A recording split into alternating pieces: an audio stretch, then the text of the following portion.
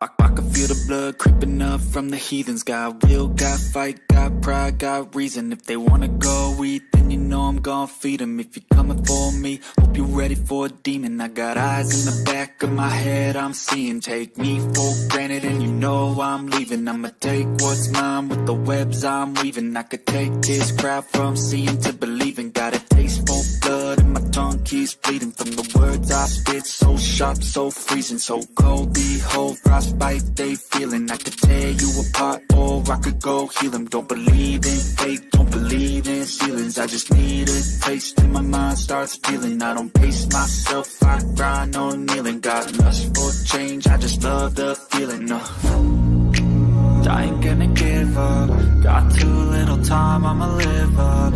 Head down, push forward through the tough times. Cause anything worth doing is a tough climb.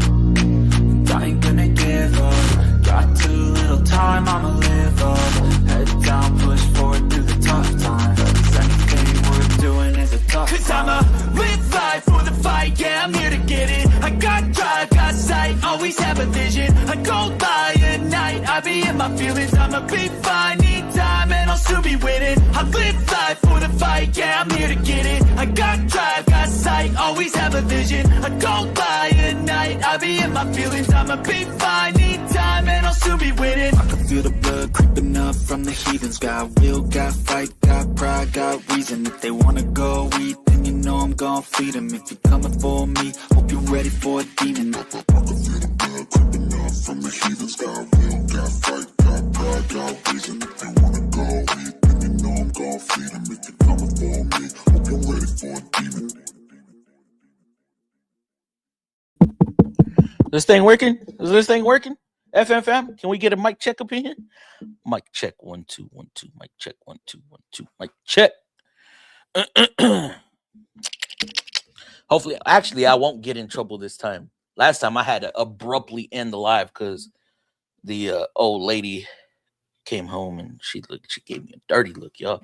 I was like, oh shit, I gotta go. All right, appreciate that, Shannon. Appreciate that mic check. What up, Paul P? Paul P up in the building. How's it going, brother? All right, sorry again, guys, for the late live. You know, I didn't leave the shop till 9 o'clock. Then I had to go get, some bad habit stuff, some drinks for tonight. And then I had to come up with the thumbnail, all that good stuff. Man, should have done that. I didn't even post a short video today. Remember, I said my New Year's resolution was going to be 2. I'm falling off, guys. I'm falling off. But we're keeping the streams alive. Streams are rolling. I might not get on next Friday because I got a lot of preparations to do for my mijo's birthday on Saturday. But nevertheless, I will try my bestest to get on. So let's fire it off. Extended warranties a scam. The pros and cons. What are we looking at? What don't they want y'all to know? What should you do when you have extended warranty? What shouldn't you do when you have extended warranty? What kind of questions should you ask when you have extended warranty? Streams count? Oh, streams count. Yes, absolutely, Mark. You know they do, bro. You know they do. Like I said, I'm trying to keep it alive. And I have a video in the works as well. Kind of a newer video idea. But I got to get everything together for it. So. And I don't know if y'all know this. Y'all probably don't. But trying to think of when I should do a giveaway. I wanted to do 100,000 sub giveaway. But I don't know when that's going to happen. And it's been, I think the last giveaway was at like 70K.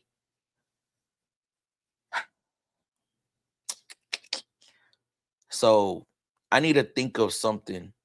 Because I have some stuff. I'm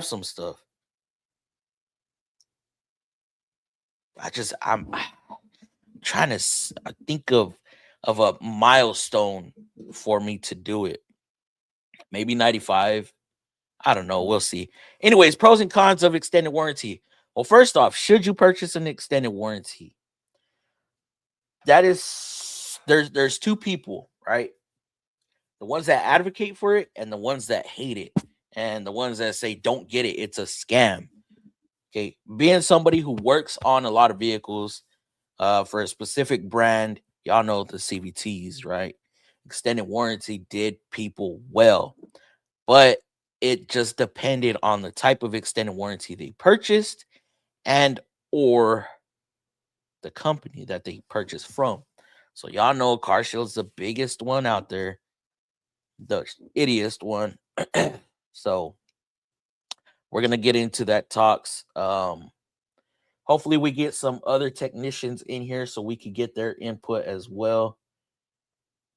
Because my opinion doesn't stand by itself. We need other opinions in here. Other people who are actually in the trade that do this for a living.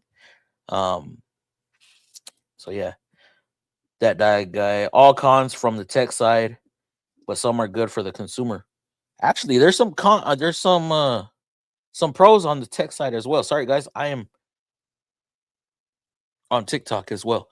No idea about extended warranty. Derek, do y'all deal with any extended warranty? Now, you ain't even got to get extended warranty from other third parties. You can actually get extended protections for like the manufacturer extended protection plans, which those ones, I'm gonna be straight up honest, I don't like dealing with those because it is legit manufacturer warranty just extended for the customer. So when they purchase this vehicle, they go, hey, you know, extended warranty, Nissan extended warranty, service contract, whatever. The technician ends up getting screwed so bad because being that it's manufactured, we still have to go through every freaking step just as if it were manufacturer warranty, basic powertrain, what have you. Now, the mistake that a lot of people make, the mistake that I made, is they purchase their extended warranty at the time of purchasing their vehicle, new vehicle.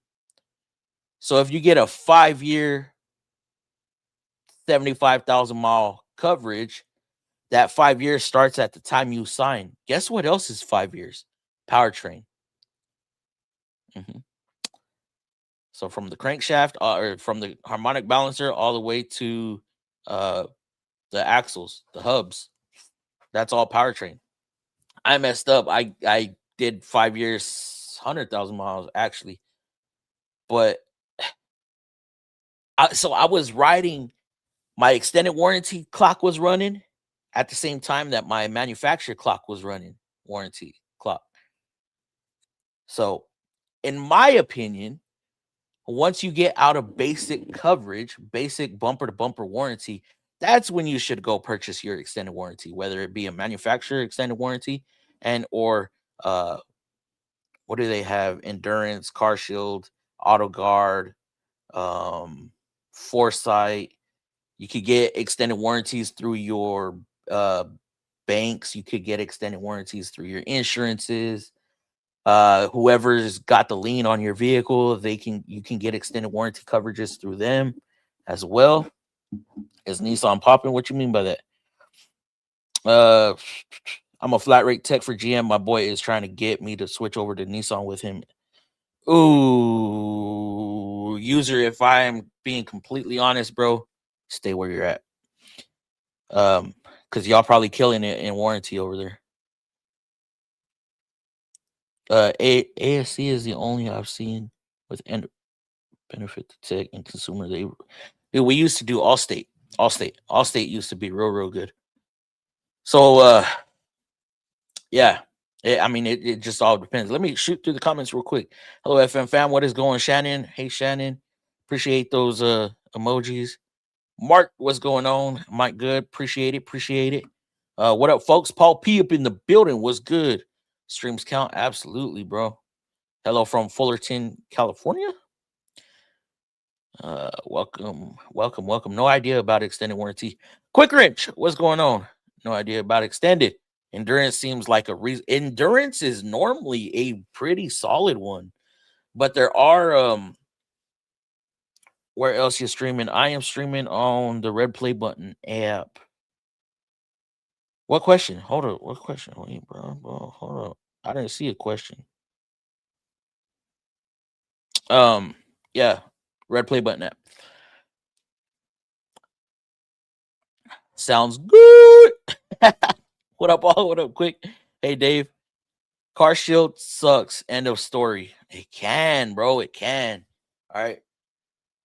These little sketchy ones. Okay, this is what you want to do with these sketchy. They try to get out of paying for coverage for any little thing, tire size, right? Aftermarket add-ons on your vehicle. What I mean by that, performance add-ons, like let's say K&N filter. Just because it says will not void warranty doesn't mean it won't void extended warranty. Bigger rims, aftermarket rims, bigger tires. So if you go just a little wider, a little taller, you didn't do your maintenance. So those transmission services that y'all keep on declining, those oil changes that you stretch out too far, they're looking at everything just so they can decline the coverage. Right? I have a Frontier that got declined. Transmission is shot. It's no bueno. First gear, second gear, third gear, fourth gear, and fifth gear, incorrect ratios. You go to take off, it revs up, and then it catches, and you're like, oh shit. Yeah. So this guy, he had extended warranty through Car Shield, and it expired. So he purchased it again. He went almost 3,000 miles. He only had, what was he at? 147,000 miles, I believe. I might be wrong. I might be off a couple thousand. But he had only one transmission service throughout the lifetime of the vehicle. That's what Car Shield said. Nope. Hell no. They declined that. Man, I was so ticked off. And the Frontiers, they are good, man. Those transmissions pay good. I think I was gonna get like 10.5 out of it. Y'all know rear wheel drive transmissions pay absolutely ball. Well, some of them. Like the Titans and Armadas, you're like at 6 hours. But the Frontier 10.5, it's easier. Oh my goodness. Definitely stay GM. Yes, listen to Derek. Oh, wait. 2 different chats. Yeah. TikTok. Listen to Derek. He said, definitely stay GM. Dave. Let me hit these ones right now. Saludos from Calpatria. I don't know where that is, but appreciate you coming through. If y'all could hit those likes, man, double tap that screen. Man, it is. I wish I could stream TikTok and this one at the same time, like merged, but TikTok's a little weird. I don't know if y'all heard that, but yeah.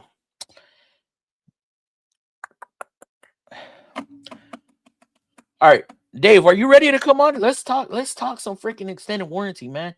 I don't know if Dad's Garage is gonna get on. I was supposed to be early and I am super late. I hate when I do that. JT got it figured.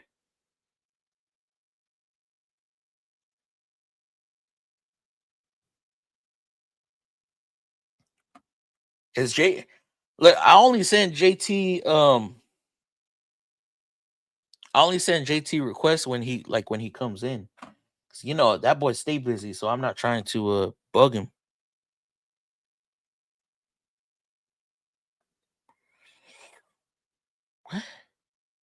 Man, StreamYard's adding so much more shit. Never heard of the other one. What other one?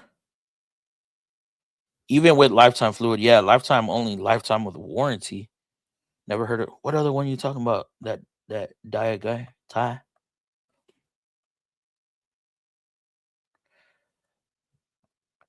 Hey Dave, Car Shield sucks. Yeah, definitely stay GM. Dave, JT got it figured.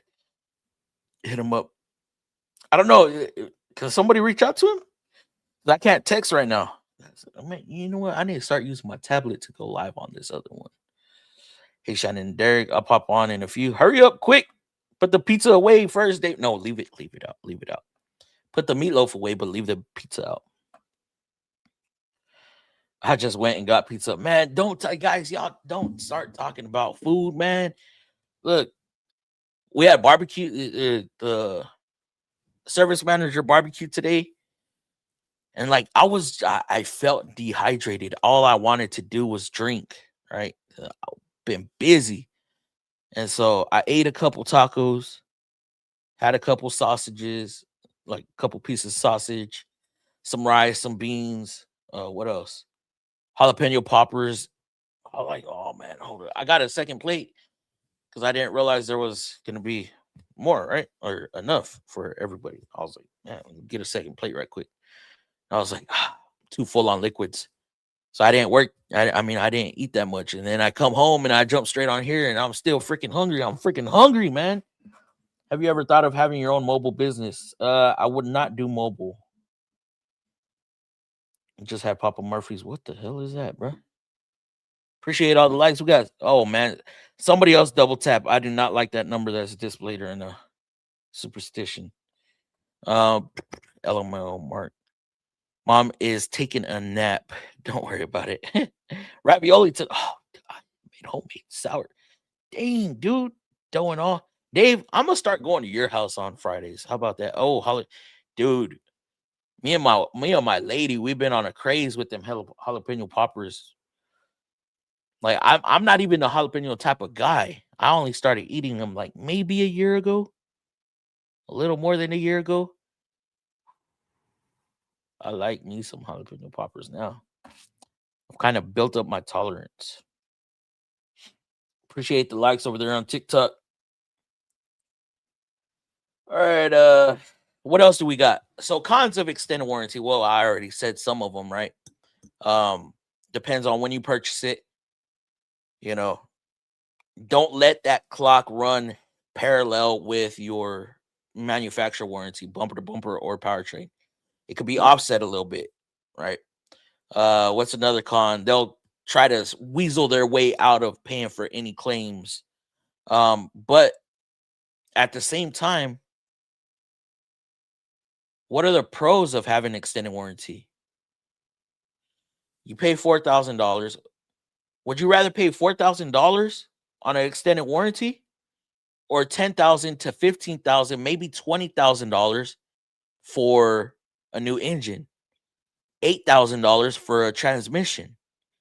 You know, it's the economy is so tight nowadays that to where, you know, even paying for a $1,500 AC job is out of a lot of people's budgets. You're looking at $200 an hour in labor. You get a 10-hour job or a 10-hour, job, HVAC box, or a timing cover resale. You're looking at $2,000 just in labor. That's not including any parts.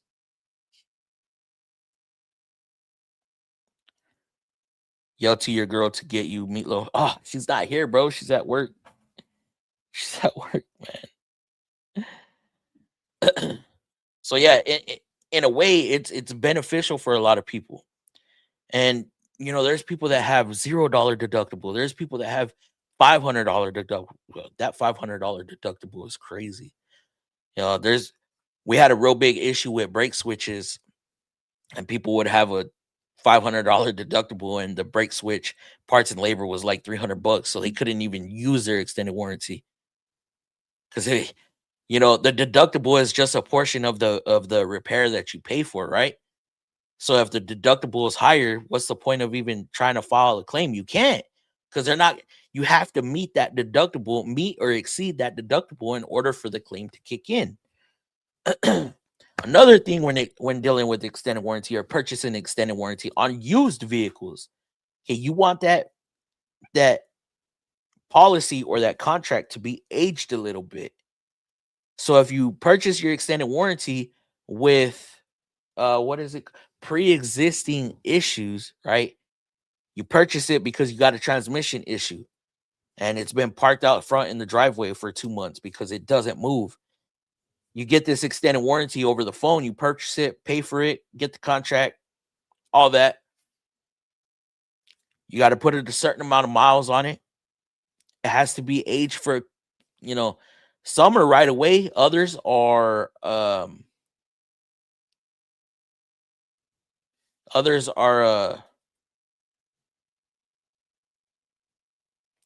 was I going to say? Some you have to wait a little bit. Some kick in right away.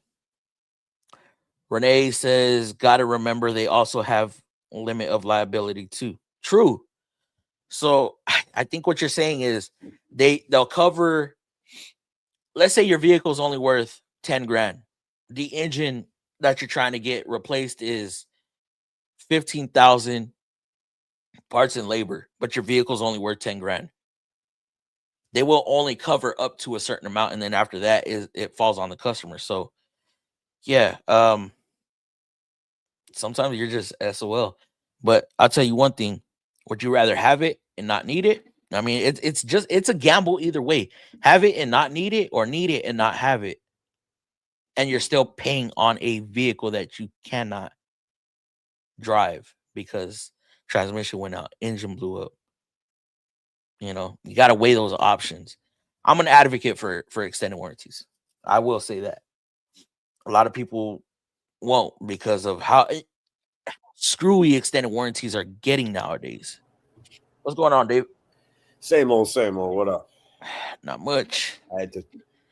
I wish I could stay chilling like a villain, but ain't no chilling tonight. Mr. DLC for Christ, Mr. Fluffy, what is up, my dude? Appreciate that $10 donation. Let me heart it.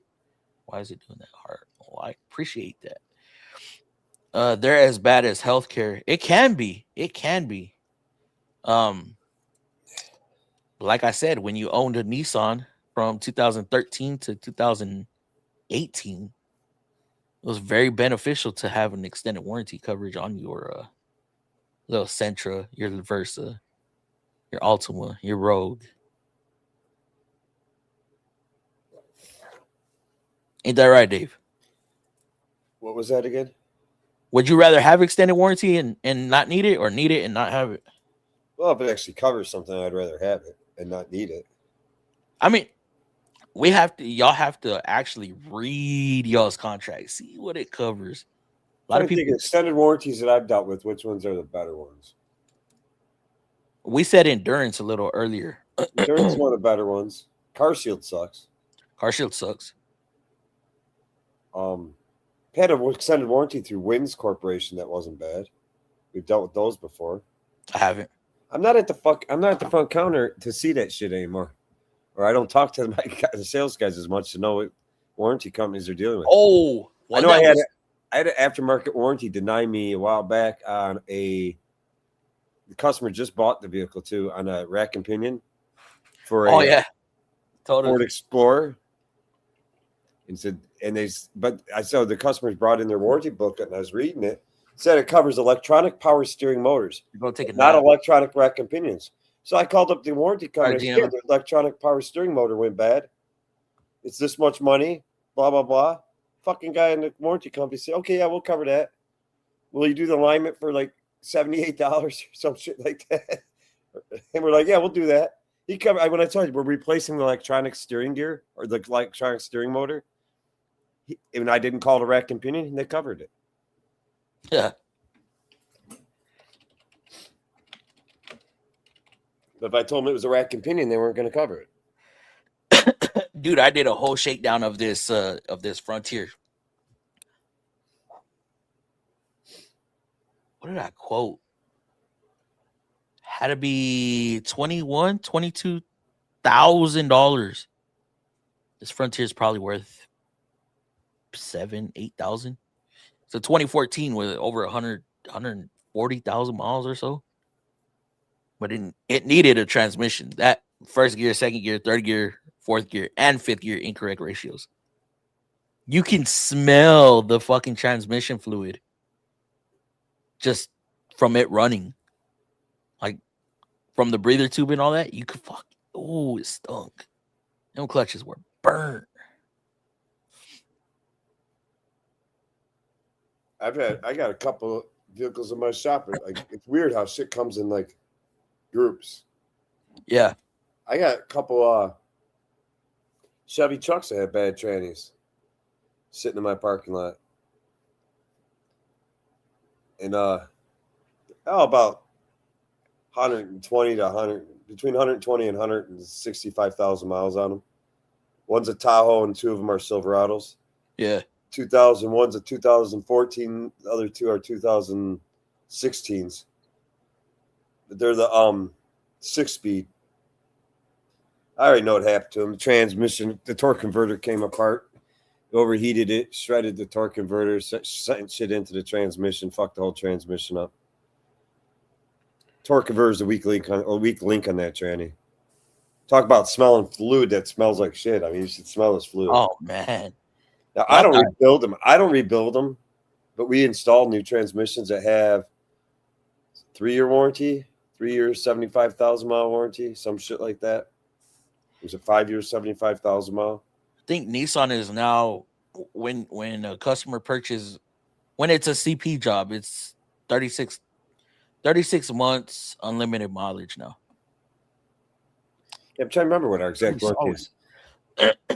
We're getting them from an aftermarket builder. It's a big company. I think it's Monster who we're getting them from. They're giving them to us wholesale. I don't know exactly what our price is on them. I just know they sell them to, like, you could call them up and tell them you want a tranny for your Chevy pickup truck, and you know you want this upgraded, upgraded with a torque converter, and it's like $2,800 if you bought it. I know I know our company pays significantly less. Oh, what was I gonna say? God damn it, shit in my eye. Oh, get me a fucking transmission, bro. For the Silverado. I have been slacking on that truck. What year is yours? 94. You got a 93 build. 94. 700 R4?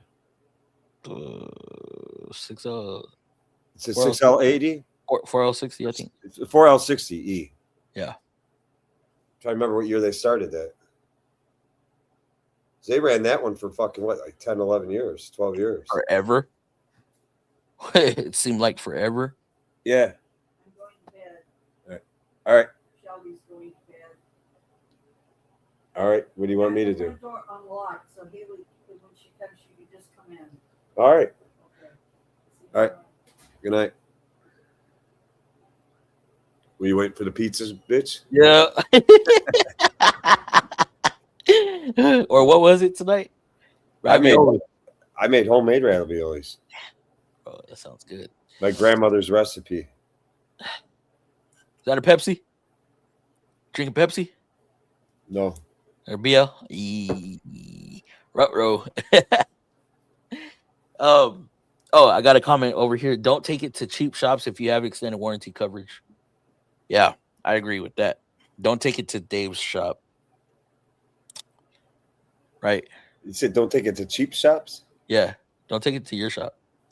What is a cheap shop? What would y'all consider a cheap shop? Well, a cheap shop usually, if somebody's calling them a cheap shop, they probably won't be in business very long. $260K on mine. Damn. It means they're not going to be making much money. I mean, cheap for me would be somebody marking up parts 20% over their cost and $120 an hour labor. Here's where I consider a cheap shop. But cheap shop can't be paying their techs either. I don't mean cheap as in price wise. Okay, that as I say, if you're talking price, I consider a cheap shop by cheap quality. Cheap quality, cheap equipment. They're all outdated. Everything they have is outdated. Cheap technicians charging. I hate to say it, but a nasty, dirty, filthy shop. You know? Yeah, that gets old working in a dirty environment like that all the time. I don't mean by environment where you walk in and you're already dirty. No, I don't mean it like that. Like parts everywhere. Yeah, just a nasty, disorganized. Yeah, disorganized. There you go. I mean, how would y'all feel about somebody working on your vehicle and they have shit scattered everywhere? How are they going to know what You know, goes to I your brought vehicle that and up. what I doesn't? brought that up to another YouTuber that puts up a lot of Free diag. A lot of shops are pushing that. I watch a YouTube. Every once in a while, I see he puts up a lot of content. He owns a shop. This YouTuber, he's got his own shop. He's the owner operator of his own shop. It is a chain, and he bitches about the people that come in his shop and the bullshit he puts up with and the lack of business he has and all that. And I just like, dude, look at your fucking video. And he talks a lot about Royalty Automotive, how he respects him so much. Look at his videos now. His shop is clean. It's organized. All the guys are wearing uniforms, well dressed. You know, clean, somewhat clean cut for them. I mean, as clean cut as you expect them to be. I mean, and then look at your own videos, dude. Your shop has got fucking leaves in it from last fall. Still look at shop. Royalty shop is fucking clean too. No, Royalty's clean, but I'm saying like the shop, the guy I'm talking about has his own business, and he talks about Royalty frequently, and he does a lot of content on YouTube, and he bitches about everything, the bad customers he has. I'm thinking Dave's Auto Care. Huh? I'm thinking you're talking about Dave's Auto Care. Yeah, we're talking about the same one. And I'll be straight up honest. Who I'm talking about. I'm talking about his name's Anthony something or another. He's an owner operator of a Meineke in South Jersey, and his shop is a complete fucking disaster. I'd be embarrassed to video. And it's a chain shop. Well, he owns it, but it's a Meineke. He's a what do you want to call it?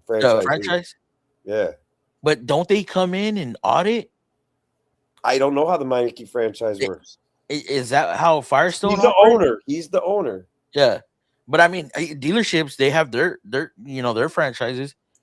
But let's say Nissan, right? If Nissan comes by and they see spare parts laying everywhere, oh, bro, that's a dog. He'll do videos in the shop bitching about customers, bitching about this, bitching about how slow it is, and I'm like, dude, just look at your fucking what you're portraying.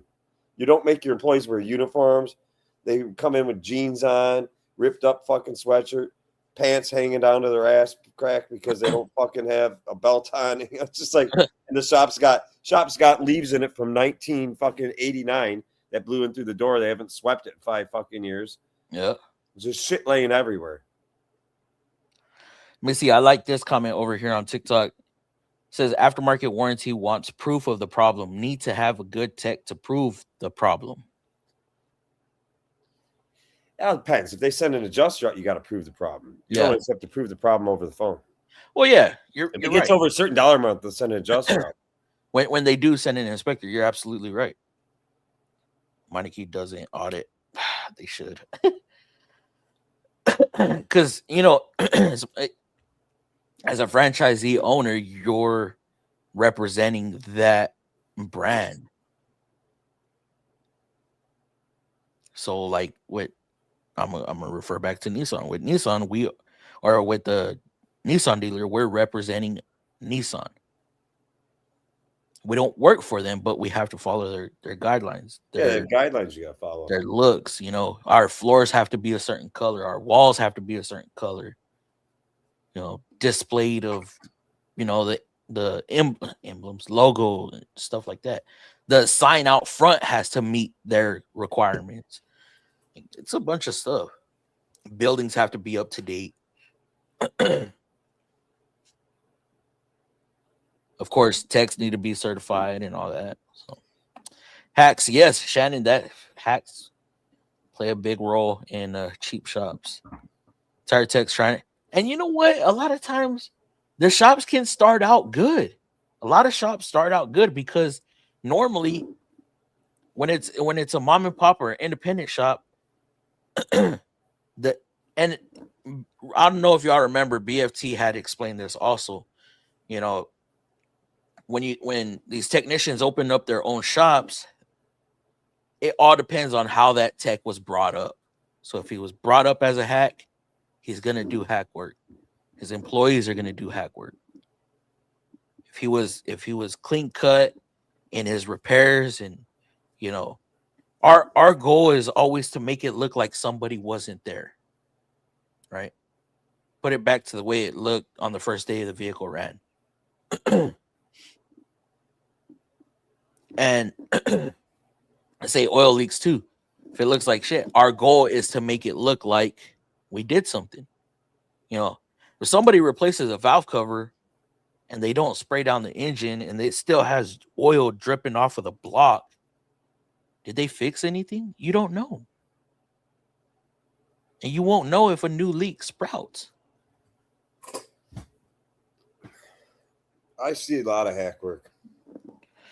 I mean, dude, like seriously, I had a car come in my shop the other day, and I'm just looking at it, and all I say is, please tell me it wasn't another local shop that did this shit. Tell me it was a homeowner that did this shit, you know, do it yourselfer. But I literally had wire harness like going to the alternator on a GM car. Not the main battery feed to the alternator, but yeah, like the signal going to voltage generator. Yeah. The wire, for some odd reason, had come apart. I don't know if they cut it. I don't know what the story is, but you know how it was held back together? Twisted, yeah, and twisted, and just twisted together, and then a piece of electrical tape like this. I mean, not even wrapped up. It's just, I mean, you can take it and go pull it, it'll come right apart. And that's not even what the car was coming in my shop for. I just happened to look at it. I'm like, you got to be fucking kidding me. So I kind of took a picture, wrote up, recommend repair alternator harness properly. Wire exposed, corrode out, blah, blah. Customer, I just had that fixed. Well, who did it? So-and-so down the street. I'm like, oh, you don't even fucking tell me that. So I kind of had to call the shop and let them know that one of their technicians did this, and I sent a picture to I happen to know the shop. They happen to know a Tech-Works at the shop, and I sent a picture of it. So I guess they had to talk to a new employee they have. That you're not allowed to do shit like that. You know, you solder, heat shrink that fucker, use a weatherproof butt connector on something. You don't do that. But I've seen wire nuts on wires under the hood of a car. Yeah. Oh my God. I have to. You know what I'm saying? I don't know what possesses people to do stuff like that. And I've seen Romex under the hood of a fucking engine. I mean, under the hood of a car. You seen what? 14.2 Romex under the fucking hood of a car. Romex, electrical wire for a house. You know? Yeah. And inside drywall. I've seen Romex. I'm like, what in the fuck is this?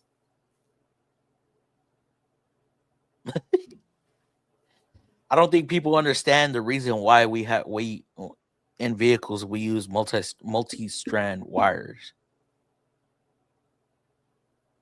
versus solid wire. Yeah, I've seen a lot of shit over my years. We need the flexibility in wires. Tire tech's trying to diagnose. Yeah, that could go south real quick. Walmart tools. Shannon. Oh, that's touchy though. That's touchy. Because maybe that's all that tech can afford. But he's a good tech. Maybe, possibly. I don't know.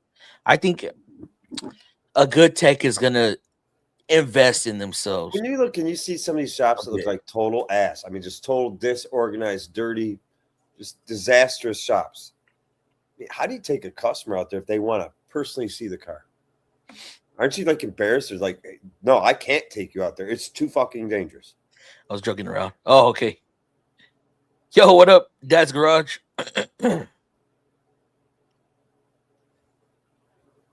Yeah, I know we get in trouble if we have a bunch of shit laying out.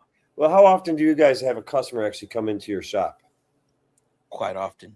Yeah. So I mean, we have a window, a big ass freaking window where they can see us. Well, they can see us too in my shop. I'm just saying, we frequently will do the show and tell. We like to show people. We can do digital inspections, all that shit too. I mean, we do DVIs, but I mean, if they're right there, they're at the shop, hey, come on out here. I'm going to show you so you visually see how much play your ball joint and your tie rod have. I'd be embarrassed as fuck to walk a customer through the shop if it was a complete disaster.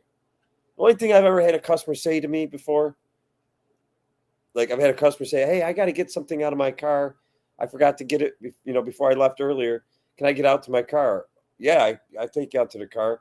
and what maybe I'm doing heavy engine repair to it, or one of the other techs are, or we're say doing a evap course, say they look at their car and like, holy shit, wow. They like see no dashboard in their car, seats out of the car, and they're like, oh, sure as hell hope so. I was doing that timing cover on this MV a couple weeks ago, and customer came out. He was wondering why it was taking multiple days, and we showed him like, look at your engine. It is completely torn down aside from the heads. And right then and there, they realized like, okay, this isn't no little valve cover job. And that's where I decided to come up with that video. Like, I wonder what customers actually think when they walk out to their vehicles and they see them like just either completely gutted or engine tore down to where it looks like it's never going back together or going back together correctly. Now, we'll tell y'all this.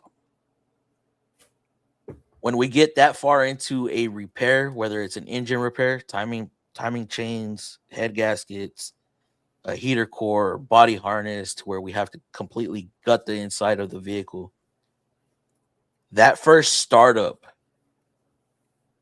is the most. You ever start one up and it goes kaboom? Huh? You ever started one up and it go kaboom? Not yet. Me either. Not yet. But, that's... I've frequently had them not start. I ain't gonna bullshit you. Normally, I'll have somebody else like, start what the fuck? It's not starting, man. What the fuck? And then all of a sudden I realize, oh, dude, you forgot to plug this in or that in. And I'm like, I go look at it, I'm like, oh, thank God. I thought I fucked something up. People get mad about cab offs. Yeah, we don't do cab offs. I haven't seen one done yet on Nissans. I just got done putting the cab back on today. Damn. Have you done frame swaps? Huh? Have you done any frame swaps? I have done in my life, my career. Yeah. I've done 2 frame swaps. One was on a Chevy pickup truck. It was a 2015 Chevy Silverado. And the other one was a 2012, 13 Jeep Wrangler. And me and another guy, both occasions, me and another tech, we double teamed it, jammed it. We actually started it about 4:00 in the afternoon and finished it on the Jeep, finished the sucker in about 2:30 in the morning. The Silverado took us longer. Damn.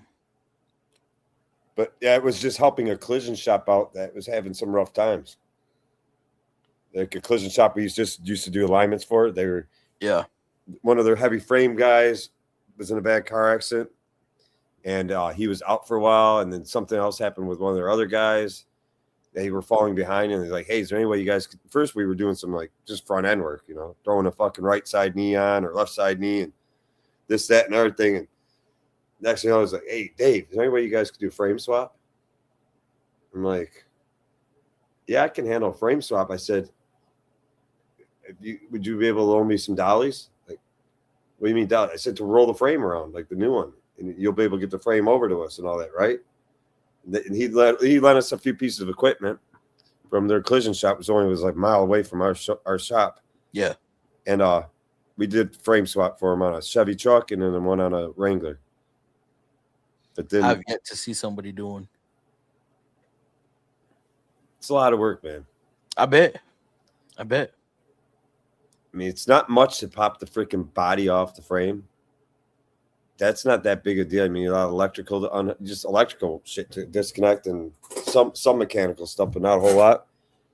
But it's quite a bit. I mean, you're swapping over the brake lines, the axles, everything. You got a bare bone frame, fuel lines. Yeah, you got to do quality work here. I mean, you're not hacking it. You're trying to put this car back together the way it was before a car accident. So. Waiting room looks like cracked in, ugga every bolt. 6.0 to a 7.3 swap can be done. You're just going to need to change out wiring harness, computers, all that shit. Nice looking shop goes a long way for sure. But I did a cab off just the other day. I'd put a new engine in a Dodge Ram. it was a 3.6 Pentastar in the Dodge, and I don't know exactly what happened, but it kind of blew a hole right through the block. I'm assuming it ran out of oil while on the expressway. I'm assuming it ran real low on oil. So those Pentastars aren't known for bottom half failure. But it left a nice hole right out the side of the block on the driver's side. I like those. Yo, Dad's Garage, what's going on? You still in here, brother? I was just joking around. Gotcha. I'd like to see you guys do it. I mean, I don't know how to take that because I'm pretty sure we could. You have to change out everything. The wiring and the doors even has to be changed. 6.0 to a 7.3. Yeah, you just got to change out. You're dealing with a different power chain. The computer's designed around a 6.0. And the 7.3 obviously is an earlier year. I'm assuming you're talking the Power Strokes, the Fords. A 7.3 is an earlier. You still at work, DG? What was that? Asking if Dad's Garage is still at work. He said he's wrapping up what he's doing. Oh, he's 2 hours behind. Yeah, but it's older. It's almost 10 o'clock over there. Send link. All right. And guys, we will find out what's going on with this GMC tomorrow. It's coming in finally. Are you just now getting it back? Yeah. Dude travels all over Texas, so he can only come in on Saturdays. And then dude, it's got to just be something's got to be restricted, dude. Yeah. I told my boss, he goes, I didn't think about that.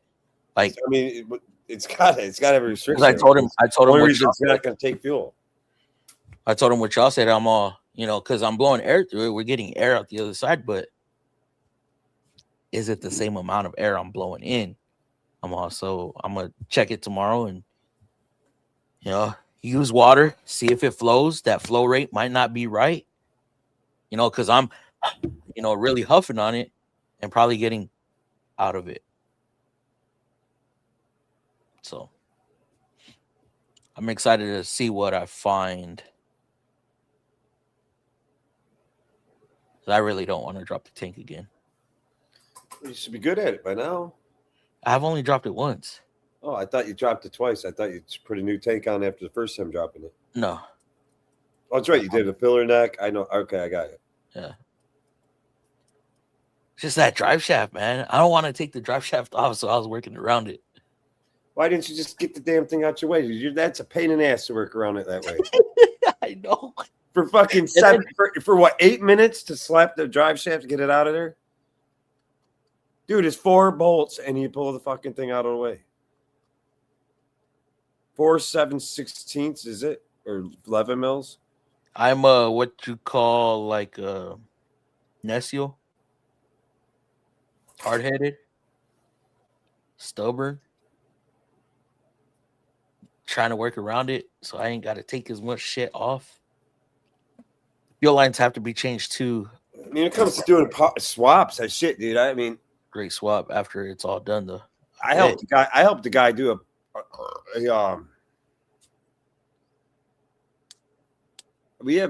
we got a Cummins and a fucking Chevy Blazer.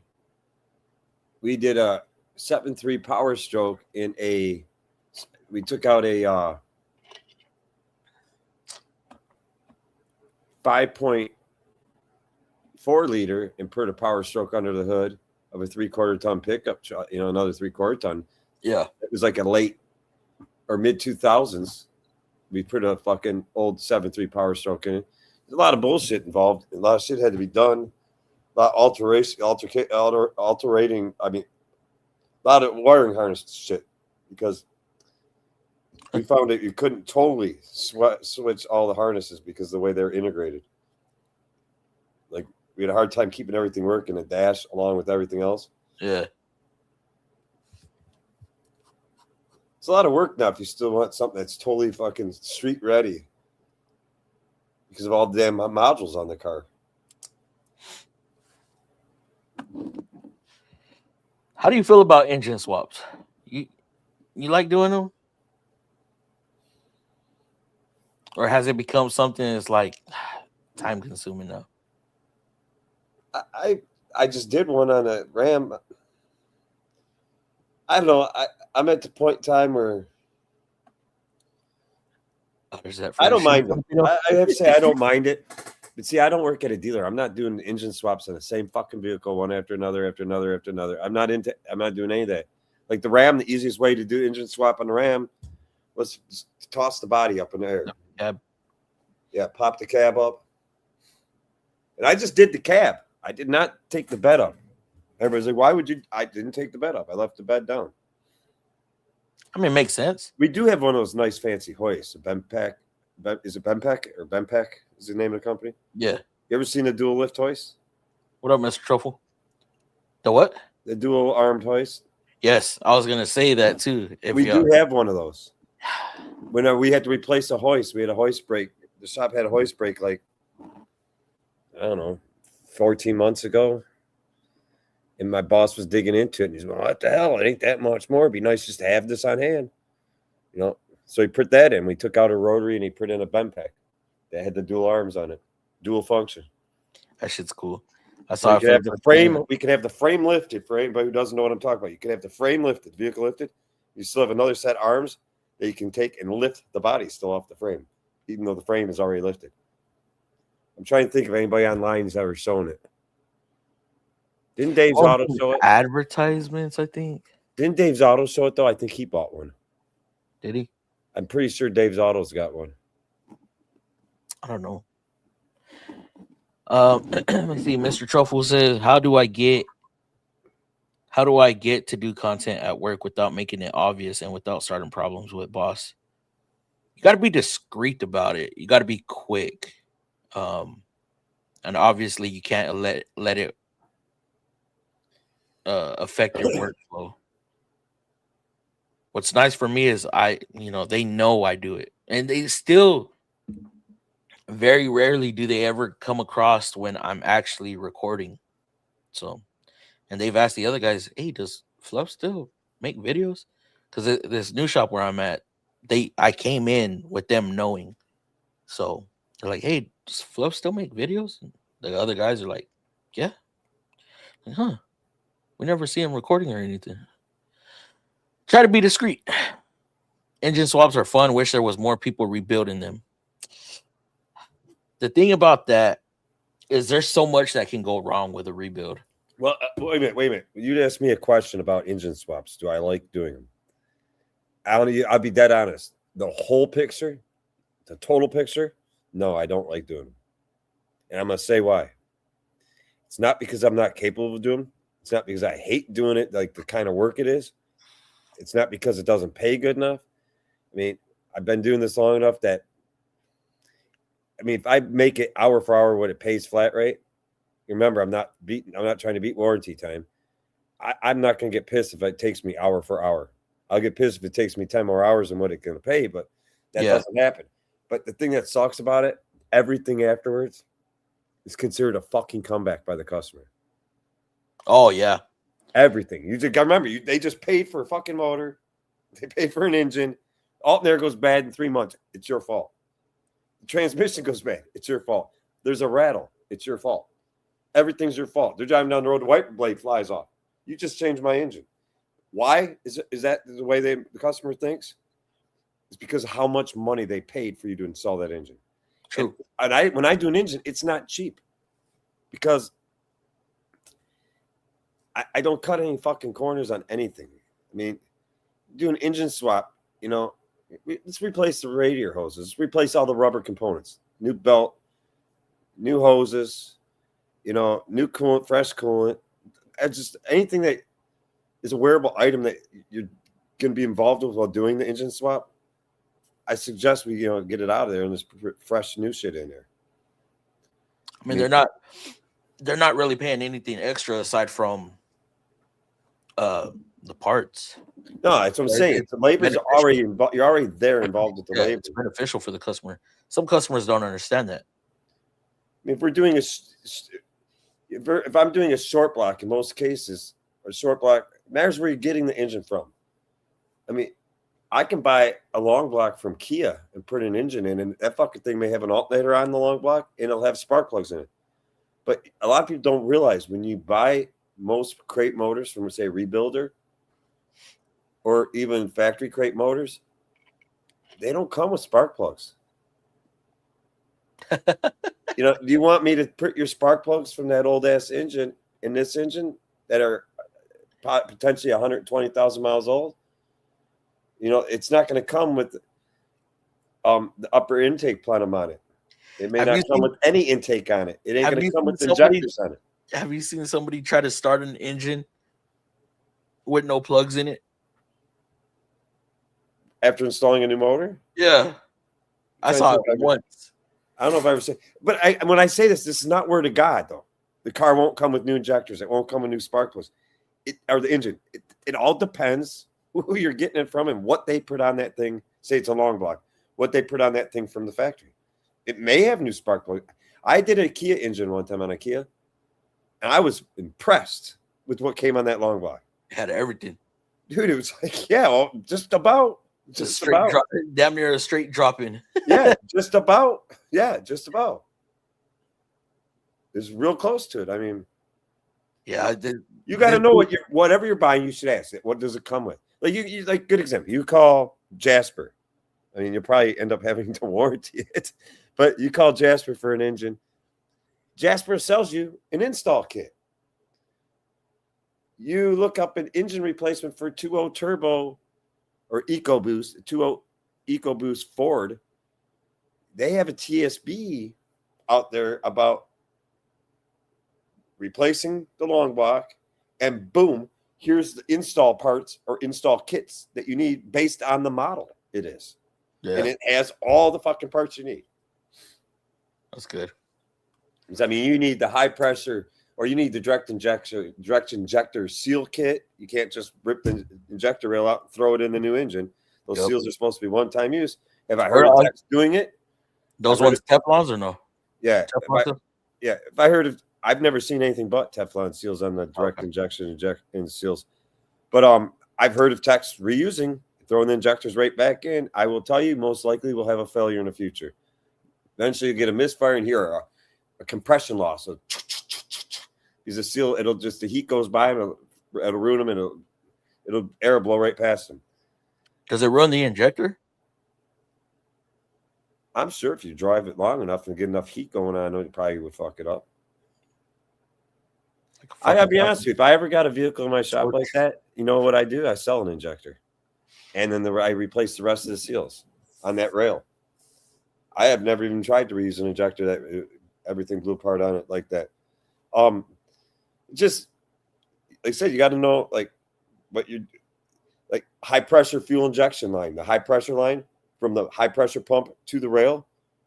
I don't know a manufacturer that tells you can use it more than once.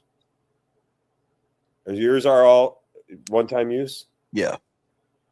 Now, I'm not saying in your own car you want to take a chance at reusing it, go ahead. But as a professional shop with liability against it, we replace that line. I'm not reusing your old one. Yep.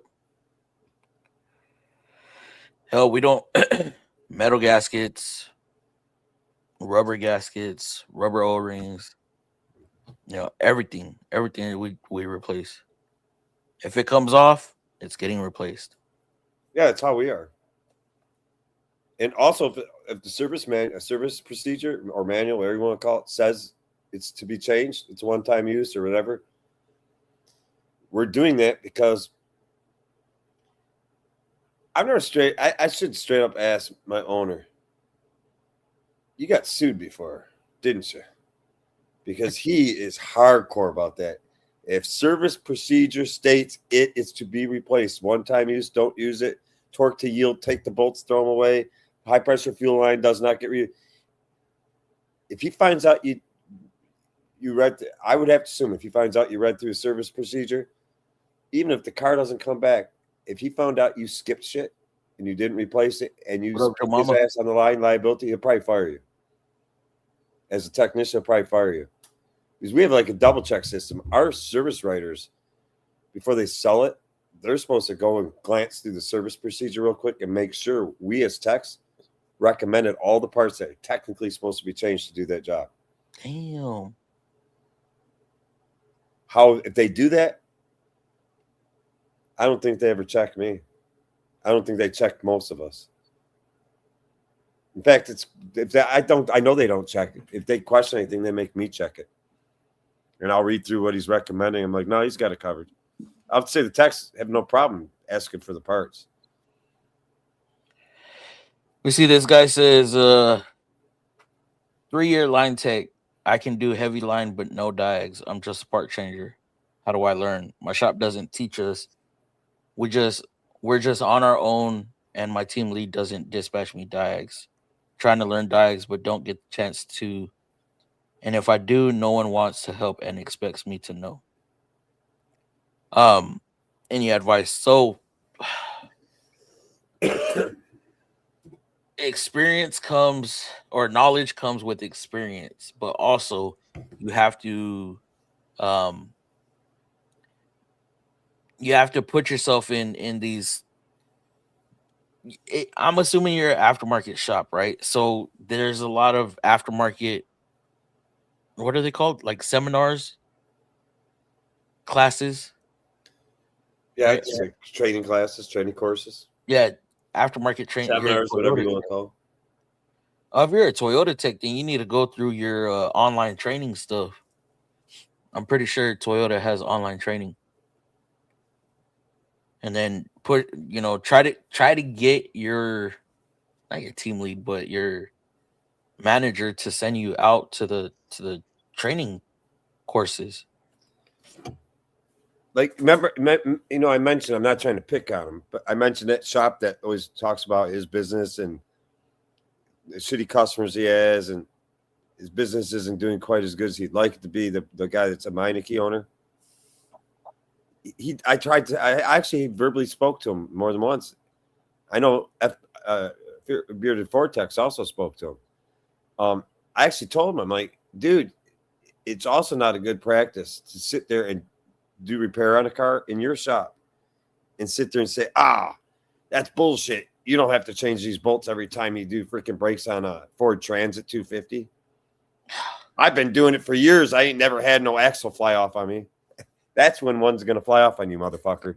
Yeah, you should not put it on your damn YouTube channel. I don't replace it that the manufacturer says. I don't get why people have a hard time comprehending. I don't give a shit if you don't replace it. My point is, I don't give a fuck if you don't replace it. Don't fucking make a video on YouTube. You are a business owner. You are a shop owner. Why would I want to bring my vehicle to you? You just told me you cut corners. I mean, if you're a cheap customer, you don't want to pay for those. Well, I think that's what he's trying to say. I'll give you a better deal. That stuff don't need to replace. That's built. What up, Alan? I never had one fail. Shannon, I think that's where I saw it too. Not on Facebook, but I think it was a SEMA demo or something like that. Good point, Dave. I was raised on doing engine swaps. I was doing engine swaps with my dad when I was like 10. Learned a lot too. That's what's up. Had a transmission get Goodwill because someone added the wrong trans fluid. Went from 10 hours CP to 3.1. That's funny. Because supposedly warranty is supposed to be about 70% of customer pay. But yet we have to jump through hoops and all these freaking procedures just to get warranty components replaced. Hell, even batteries nowadays, we can't just get a felt slip and replace it. They want us to. Are you a master certified tech, Fluff? Yeah, you're a master. That's what I thought. Like ASE too. Like you're master. ASE, yeah. ASE. Yeah, just don't have to L1 that, right? Dual master. Yeah. My issue is I will smash a cam phaser just enough to make it run like piss and then throw a code. It takes 15 minutes to find one I broke. What?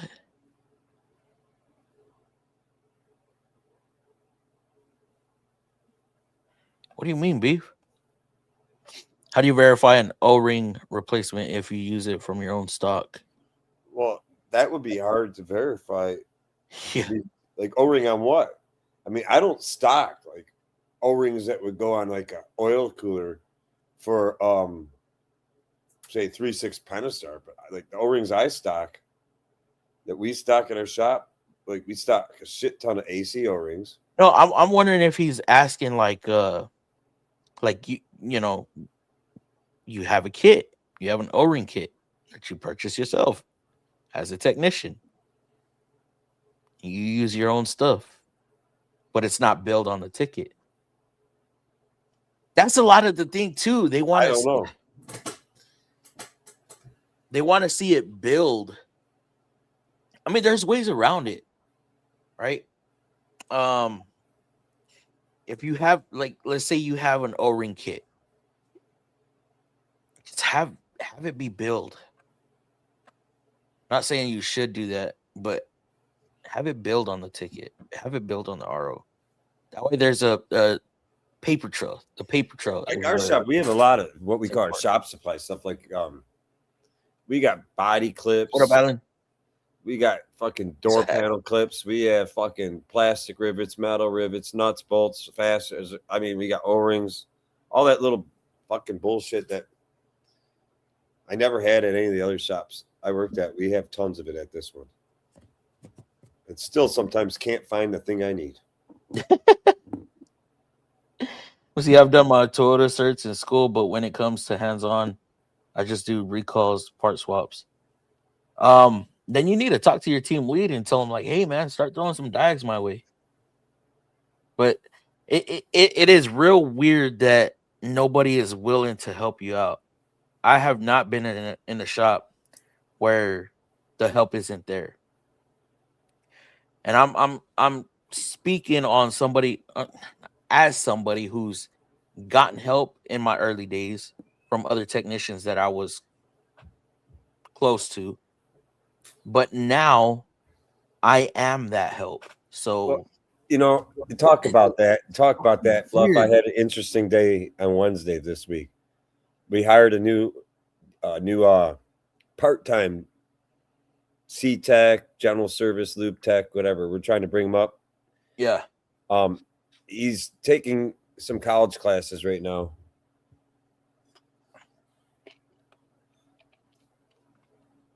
My daughter's home.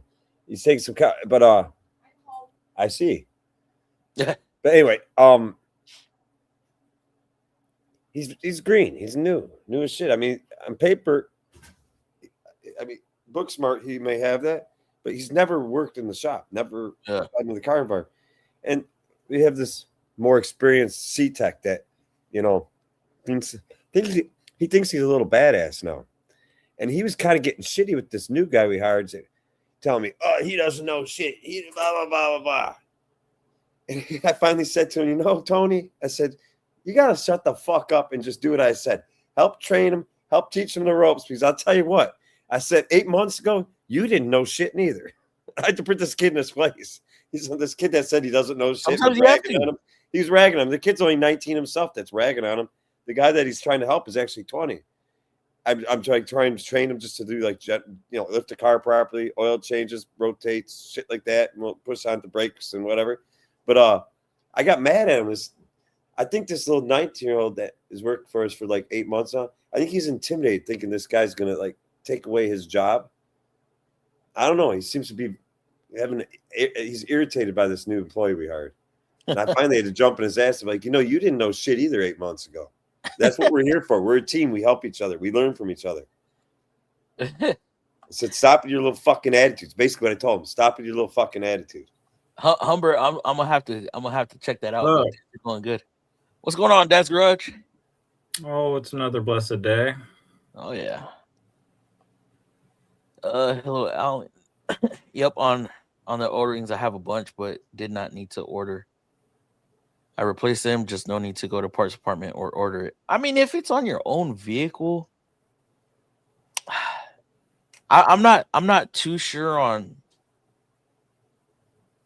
how that works as far as, DIYers not replacing one-time use parts. But when it's under warranty and a certified technician is doing the job, or it's an actual shop, they want to see that part was at least sold and that it's billed on the on the parts order. How do you go and prove that somebody actually replaced an O-ring? It's kind of hard to tell. If the fucking thing ain't leaking, I'm not going to worry about it. I'm being honest. I'm not taking it apart to check it and inspect it. Yeah. If you're not going nowhere, toolboxes have wheels for a reason. Go somewhere that will work with you. Yes, that is for you, Evans. Haven't been to training, been at this Toyota dealer for 3 years. I mean, are you up there in training though? I guess a better question, how do I start dives as a beginner? Just take the L on flag and learn? Yep. Comebacks can be your best friend too. I know for me, that's probably some of the better learning experience I've had is on comebacks, because now I know what not to do or what I missed, and then I look out for that the next time. We all didn't know shit at some point.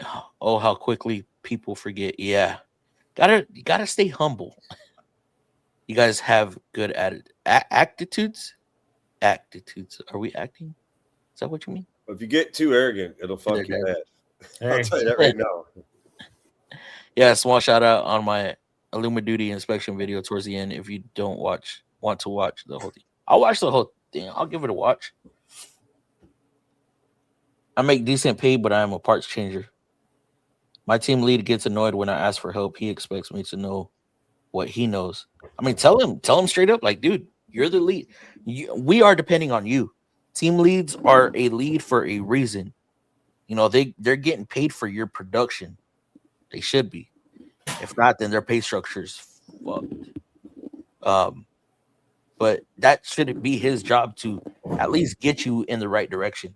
But not only that, the one thing that we do get annoyed with as senior technicians is when you don't look for the information yourself. So at least put forth some effort. You know, if there's a code, look up the code, be able to navigate through the diagnostic trees and stuff, understand what you're looking at. We're there to hold your hand. We're there to give you pointers. You know, Yeah. if it's getting to the point where I'm having to actually figure it out for you, then that's where we get annoyed. But you have to put forth the effort. Absolutely, I agree. Comebacks always give me an awful feeling in my gut. Oh, yes, that is me.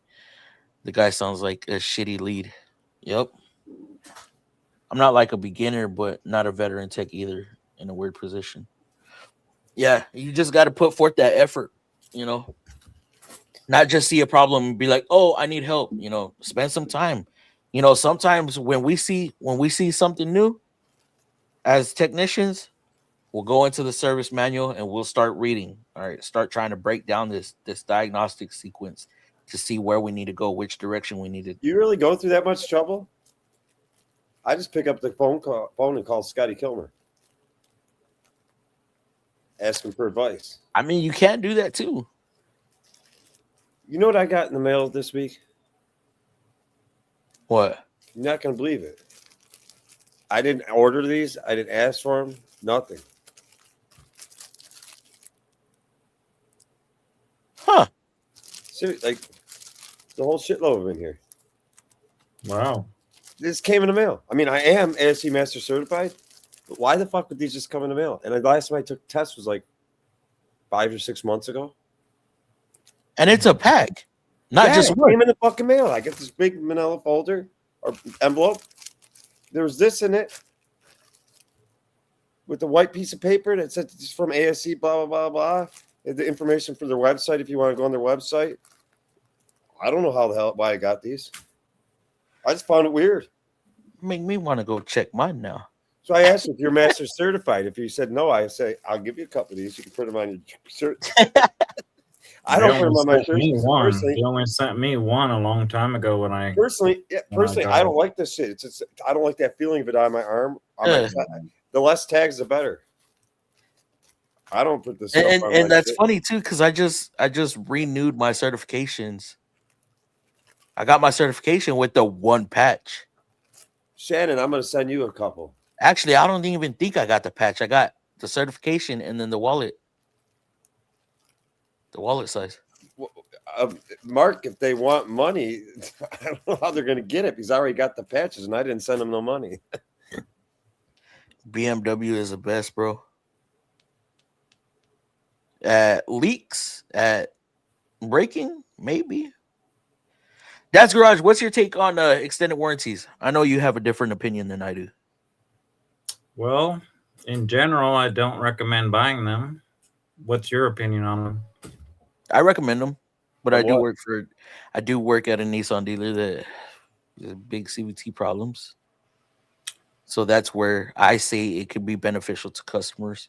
If you're buying a used car that has a lot of miles, then yeah, you might get some use out of that. But you need to think about the extended warranty as basically auto repairs that you're paying for up front. That is very true. It depends on how much this extended warranty is. When does it end? What does it cover? Let's say it's a And $5,000 what kind of a car did you buy? contract. What kind You're of car paying did you buy? $5,000 up front for a lot of those warranties, or say $2,500 for a cheaper one. That's probably not going to cover much. Also, is this paid in cash for the warranty, or is it in your loan? It's usually rolled into the loan, which Okay, means now if it's rolled in a loan, that a warranty lot is going to cost you probably about $6,500 by the time you're done. and then they're going to weasel out of paying no matter what they can do. So usually, I just think it's not usually a good idea. And I think you're better off saving that money, putting it into your own savings account, your own money, your cash, and use that for auto repairs. I mean, how many people actually are willing? Now that save Dad's Garage money? is saying this, I got a Basically question for you. none. I Basically got a none. question for you, But, Fluffy. but I got the a people question. that are not willing to do that also have the latest and greatest phone, tablet. They got nice shoes. They've got a carton of cigarettes every week, right? Yep. It's all about priorities. You That is know, very true. in my experience, a lot of people are not prioritizing their transportation, keeping their transportation reliable. No, they definitely don't prioritize. That is one of the biggest things people neglect. Second biggest investment people make, or sometimes the biggest investment they make in their lifetime, is cars, automobiles. So if you don't, for most people that don't own a home, your car is your biggest investment. And I don't think people prioritize that investment. But like, just out of curiosity, Fluff, like you go buy a new TV, it's a 65-inch TV from Best Buy. Are you going to buy an extended service plan on it? No. Okay, you buy a new washer and dryer for your house. You going to buy an extended service policy on them? Nope. I don't buy it on any of my shit either. I will tell you one thing and though. No, when I know you my buy- neighbor. when you buy My neighbor something buys like on that- every damn thing they own. I told my neighbor, I said I could roof my house with what you spend on all the damn extended warranties on all the things you buy. I'll tell you this. I wish I would have bought extended warranty or a protection plan on my TV. Because as soon as that 1-year warranty ran out, It took a shit. the top half of the screen is like dimmer than the bottom half. And sometimes it'll Don't be worry bright, about it. Don't worry and about it. then 10 years from now. I'm like, Don't worry about annoying. Fluff. 10 years from now, It's like if you're a still shadow. watching it, 10 years from now, if you're still watching that TV, your eyes won't be good enough to notice the difference. And it was only $200 more. I bought it cash. It was just $200 more. That's one of my regrets. Everything else, washer, dryer, nah. I don't buy warranty on anything I have. That Yeah, The if TV you're gets buying an used the extended most. warranty on something new, you're probably not going to use it. But as far as like to go back to cars, if you Yeah. buy that extended warranty on a higher miles used car and you make use of that warranty, then it's probably worth it. But a newer car with not a lot of miles on it, you're probably not going to make enough use of that warranty to make it worth it. I've never bought a used car. I've never bought a used car from a car lot. Only used car I ever bought is from a person, like personally, Yeah, like me and private say the guy deal. down the street. And every other vehicle I've ever bought's been a brand new vehicle. one of the biggest mistakes I see people do is they'll purchase an extended warranty with pre-existing issues, and they'll try to claim that right away. So as soon as they get the contract, a couple days later, they're in the shop trying to get that claim. Advisors should know better and read the customer's contract prior to opening up that case. Because if you call it in for, let's say, a transmission, the vehicle's only had 100, 200 miles since the contract was bought. The extended warranty is going to be like, you know what? That was probably pre-existing, and we're not going to cover that. And now you just fucked your whole warranty up on that transmission. The whole reason you bought that extended warranty. Absolutely. And it would be nice if the customers themselves would read their own contract. Yes. Yep. Fucking drive that vehicle until the freaking transmission don't run no more. Make sure you got some time on it. You know, make sure you're not using it for business. What I mean by that, Uber, Lyft, DoorDash. A lot of extended warranty companies do not like that. If they see that you have a Lyft sign or an Uber sign sitting on your dash when they come and inspect, guess what they're going to do? Decline. I've seen that happen a lot. Last time I had to deal, I wish I could remember the warranty company. That's out of normal use. The last time I had to deal with an extended warranty adjuster, I shot the shit with them for a few minutes, man. And all of a sudden, dude, the guy turned instant cool on me. He's like, you seem like a really intelligent guy. You seem very experienced. You seem to know what you're doing. He says, so I ain't going to give you no bullshit over this. Explain to me. Let me type some shit up, and we'll get this handled. We'll get you this claim covered. Just, I'm going to ask you some questions. Give me some good answers. Give me some good shit to type in the computer here. That's how he handled it. He never even looked at the fucking car. Yeah, you know, you can get those adjusters that are You there's didn't want to waste no time. two whole different sides of the spectrum on your Well, adjuster. I've You had could get the dickhead. former technician adjuster, and he's super cool and he understands what you're doing, but he may also grill you a lot because he knows what he's talking about. And then you, on the other hand, you get the total Well, the I've dealt adjuster with the that has douchebags that never don't have an lifted idea the what hood they're on his looking life, at. and he's like, just tell me a good story. You know what? The one I I've can dealt with the respect, douchebags that argue you, and they don't even know what they're looking at. and they're Those are trying to words. diagnose the vehicle. They're trying to diagnose the vehicle when they're there inspecting. The whole point of the inspector is to come verify, yes, it's fucked up. There's no malpractice, no foul play. And it's something that's actually happening. They're not there to go and diagnose the vehicle. We've had inspectors that would do that shit and like, dude, you're wasting our time. Yeah, One or thing I the would- contracts that want you to do tear down prior, and then after you go through all the trouble, they deny it. Yeah, I've seen that too. I tell them that's what it gets. Fighting. You say, hey, I'll do the tear down, but it's this much to do a tear down. Do you think Well, the aftermarket you got to get the company pays? customer to approve No, it they up don't. front. The customer has to throw up the tear down cash. So Yep. anybody listening right now in chat, if you have an extended warranty on your car and it comes down to tear down to inspect, like internally, you're gonna have to toss that fee up. If a shop's gonna charge you tear down fee, because the warranty company If will it's not, even though the declined. warranty company wants the tear down. If it's declined, There's a huge If chance it's it will be declined, they will not declined. cover it. I should read. Yeah, if it's declined, they will not cover it. or they won't cover a portion of it. Yeah, which there's always a huge possibility of that. Like almost guarantee that some of it you're gonna have to pay for. Yeah, and that's another, that's just another aspect why I always say it's probably a waste of time to buy the warranty contract, because they're going to do that. They're going to make you tear it down. They're going to say, okay, well, you got one bad lifter. We're only going to cover the one bad lifter. We're not going to cover the gaskets, the fluids, or any of the coincidentals. You know what I mean? Yep. And I've even seen it where the shop does the tear down, and either the contract denies it, which is normally what happens, but when the contract denies it, the customer abandons the vehicle because they bought a car they couldn't afford, and they can barely even afford the payments that they just signed up for, and then they realize, well, I can't afford this repair now, and they abandon the vehicle and they let the payments go. And where do you work at? I work at a Chevy dealer. So you're at a dealer. No, yeah, I'm at a dealer. Now, I haven't seen that situation since I've been at the dealer. But back when I was you said independent, you're on the West Coast, right? yeah. Back when I was independent, I used to Fluff, see that sort Fluff, of thing happen. You're at the dealer, Fluff. How often do you get a car that you guys eventually seem to kind of own that sits in your parking lot? Does it happen at the dealer very often? Because independence, you're correct, happens frequently. Not as I get them where they approve the repair, and our sales department's not smart enough to get deposits and shit. It's probably the car sits out there repaired and never gets picked up. One every few months, maybe. It doesn't happen much. I'm just saying, getting stuck with the car happens.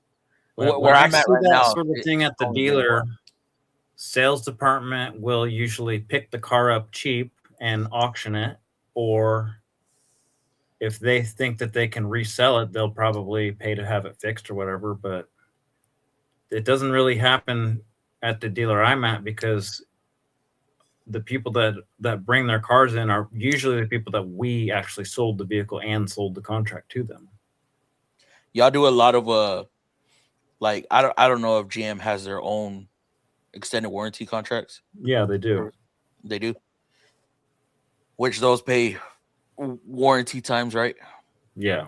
I fucking hate GM has they have the extended warranty that they sell, and GM also has a lot of goodwill policies, and GM's goodwill will actually pay customer pay times. Really? Yes.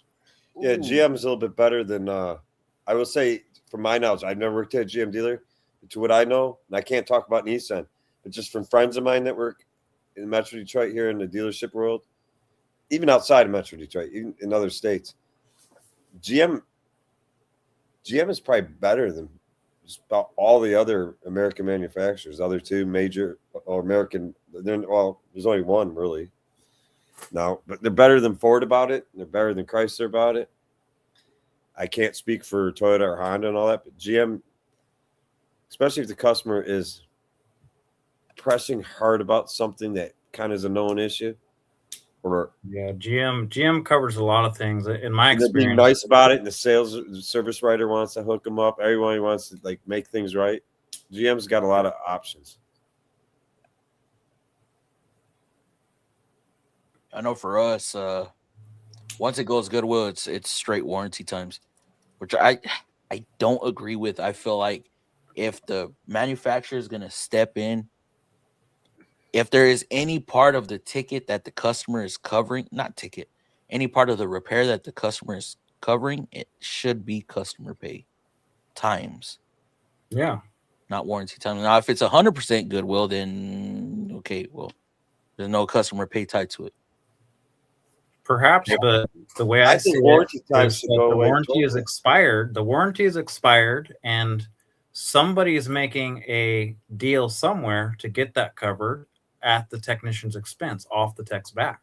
It's always at the technician's expense. And it'll piss a tech off when they do that in an obvious neglect and abuse case too. Yep. Sludge. Total neglect of the engine. It's an engine failure or internal fault, and they'll cover it. Yep. And that customer pay time just got cut by 25%, 50%. Yep. Let me see. They want money. Dave, always try hard when learning the trades. Yes, you gotta put your best foot forward all the time. Only patch on our shirt is a flag, baby US. What do you mean, Humbert? Remember when the ASC patches? Oh, yeah. Probably the only thing on his patch on his shirts are USA flag printed.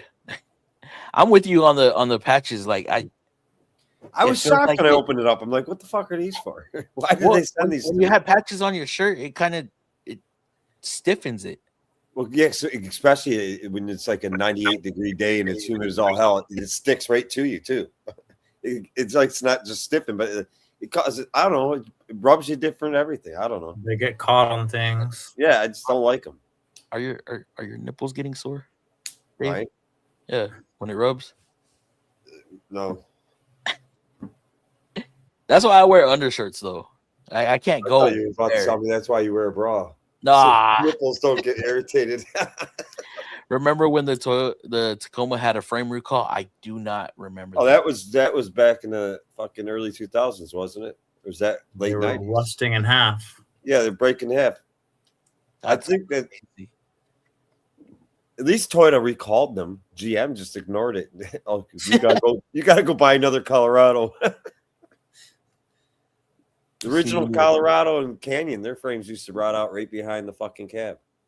Sounds good, Dave. Don't know who I'm going to impress, but it would be cool to have one. ASC patch. Shannon wants to be ASC certified. Send him one. Send him one. I'm not nothing. My issue with the extended warranty is an argument you get them. You get them to approve the claim, and they shit. They will void or deny you for. Yeah.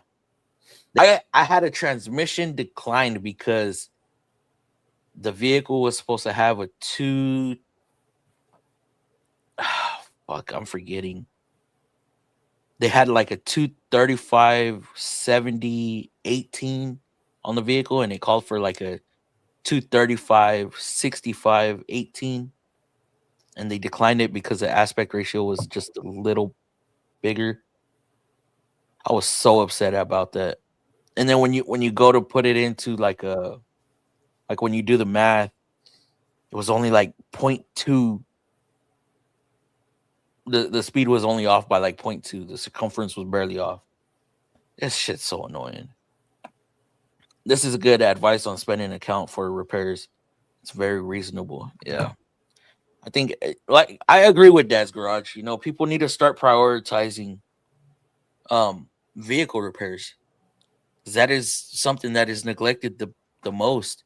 I mean, we all say tax time is a good time for, you know, customers to come and get stuff done, but at the same time, tax time is when they want to go get. What we should be new doing when a good technician is online talking to people that may not be technicians or don't know much about their car, neglecting your car is only going to cost you more money. Correct. And somebody's like, even like your brakes start to grind, ignoring that in a roundabout way is going to cost you more money. And people say, "Oh no, I don't give a shit. I already know I need rotors." Well, if you go too long, you might need a caliper too. But I'm also going to tell you, you just lowered the value of your car by probably a good $500 or so, because now that nice wheel that you had on your car is rusted as all hell, and the only way to ever get that looking good again is to get that whole wheel refinished, because all those hot particulates melted right into the clear coat of that rim. I mean, when you really think about it, you're costing yourself money. You're losing value in the car by ignoring it, and it's destroying the wheel. Not all that rusted metals. A lot of people are not even, they don't even think about that stuff because they may have been raised, you know, they themselves are somebody that doesn't know anything about cars. They were raised by someone that doesn't know anything about cars. And the perception to your average customer is that it works right up to the point that it doesn't.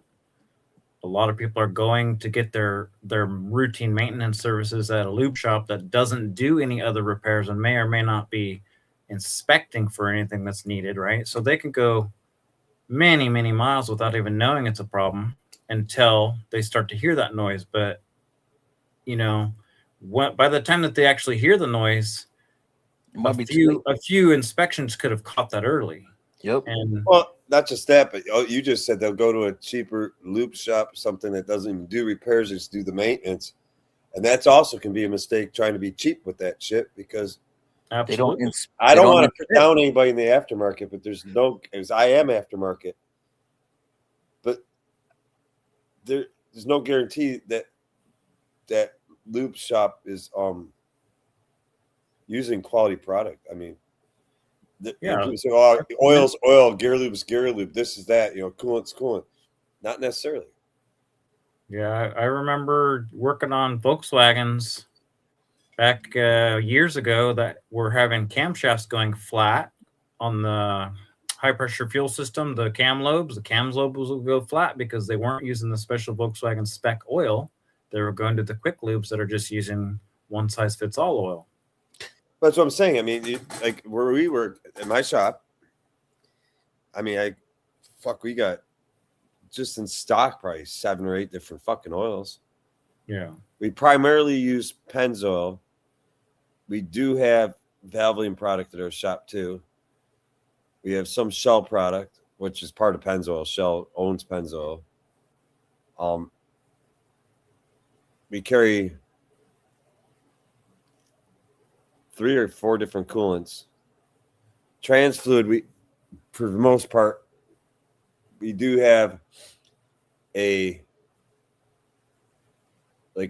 trans fluid, that auto trans fluid that suits most vehicles. But we also, if we got a like CVT fluid, any of that, we will order that based on per vehicle. Like we're doing a CVT fluid change on a Nissan. We order what's needed for that Nissan vehicle. We don't usually stock that shit. And we have suppliers that are close to us, so it's not an issue. But we do our best to basically use what is approved or the actual OE stuff in the vehicle. Yeah, oil specs, oil coolant. I mean, each one of those is its own discussion. You could probably talk for 2 or 3 hours just on oil, just on coolant, just on ATF. And a lot of the bottles, they'll say recommended for use in such and such, or approved for use by such and such, or they'll say meets or exceeds X specification, right? But that's not always, I mean, that's a whole discussion in itself. Because if the oil bottle says approved for use, approved by BMW, approved by Volkswagen for use in such and such spec, then that oil is vetted by them or it's approved by them. But if it says recommended for use, like say Valvoline Max Life ATF, where it's got a whole list of different ATFs it's approved or not approved for, but recommended. There's a short list where it says approved, and there's a longer list where it says recommended for use. So, and then you've got where they say meets and exceeds. Well, if there's 10 different tests for oil performance and they only met or exceeded 2 of them, then they can put that on the bottle. True. You know, it's like Dexos. Dexos ends up on the bottle. Basically, meets or exceeds does not mean past their specs. Oh, the full synthetic oil, 5W30 oil, full synthetic, once Dexos on their label, that's basically a trademark. You got to pay GM to put that on the bottle. I don't even think Dexos technically has a true spec, does it? I'm sure it does. It's got to have a spec, but still, it's a trademark. Dexos is like a branding by GM, isn't it? Yeah, that's their brand. That's the license. Like, that's their thing. But I'm sure that there's very specific specs to it. But isn't GM's OE oil basically, isn't it provided by Mobil Oil Company? I couldn't tell you that. I know that they. I think it was at one time. It was. They were using Mobil oil. You know, certain engines on certain GM engines, yeah, they had Mobil on the cap, but some I'm right though. Like Mobil at one time, GM had a contract with Mobil, just like Chrysler had a contract with Pennzoil, or we were the parent company of Pennzoil. Because like all the Hellcats and all that had 040 Pennzoil Ultra Platinum in them, and that was inside the Mopar bottle. I think Ford had a contract with Phillips Conco or whatever that brand of the company is. Mm-hmm. Most of it, like BMW, I think signed contracts with Castrol at one time. Yeah, they usually all sign contracts with oil company.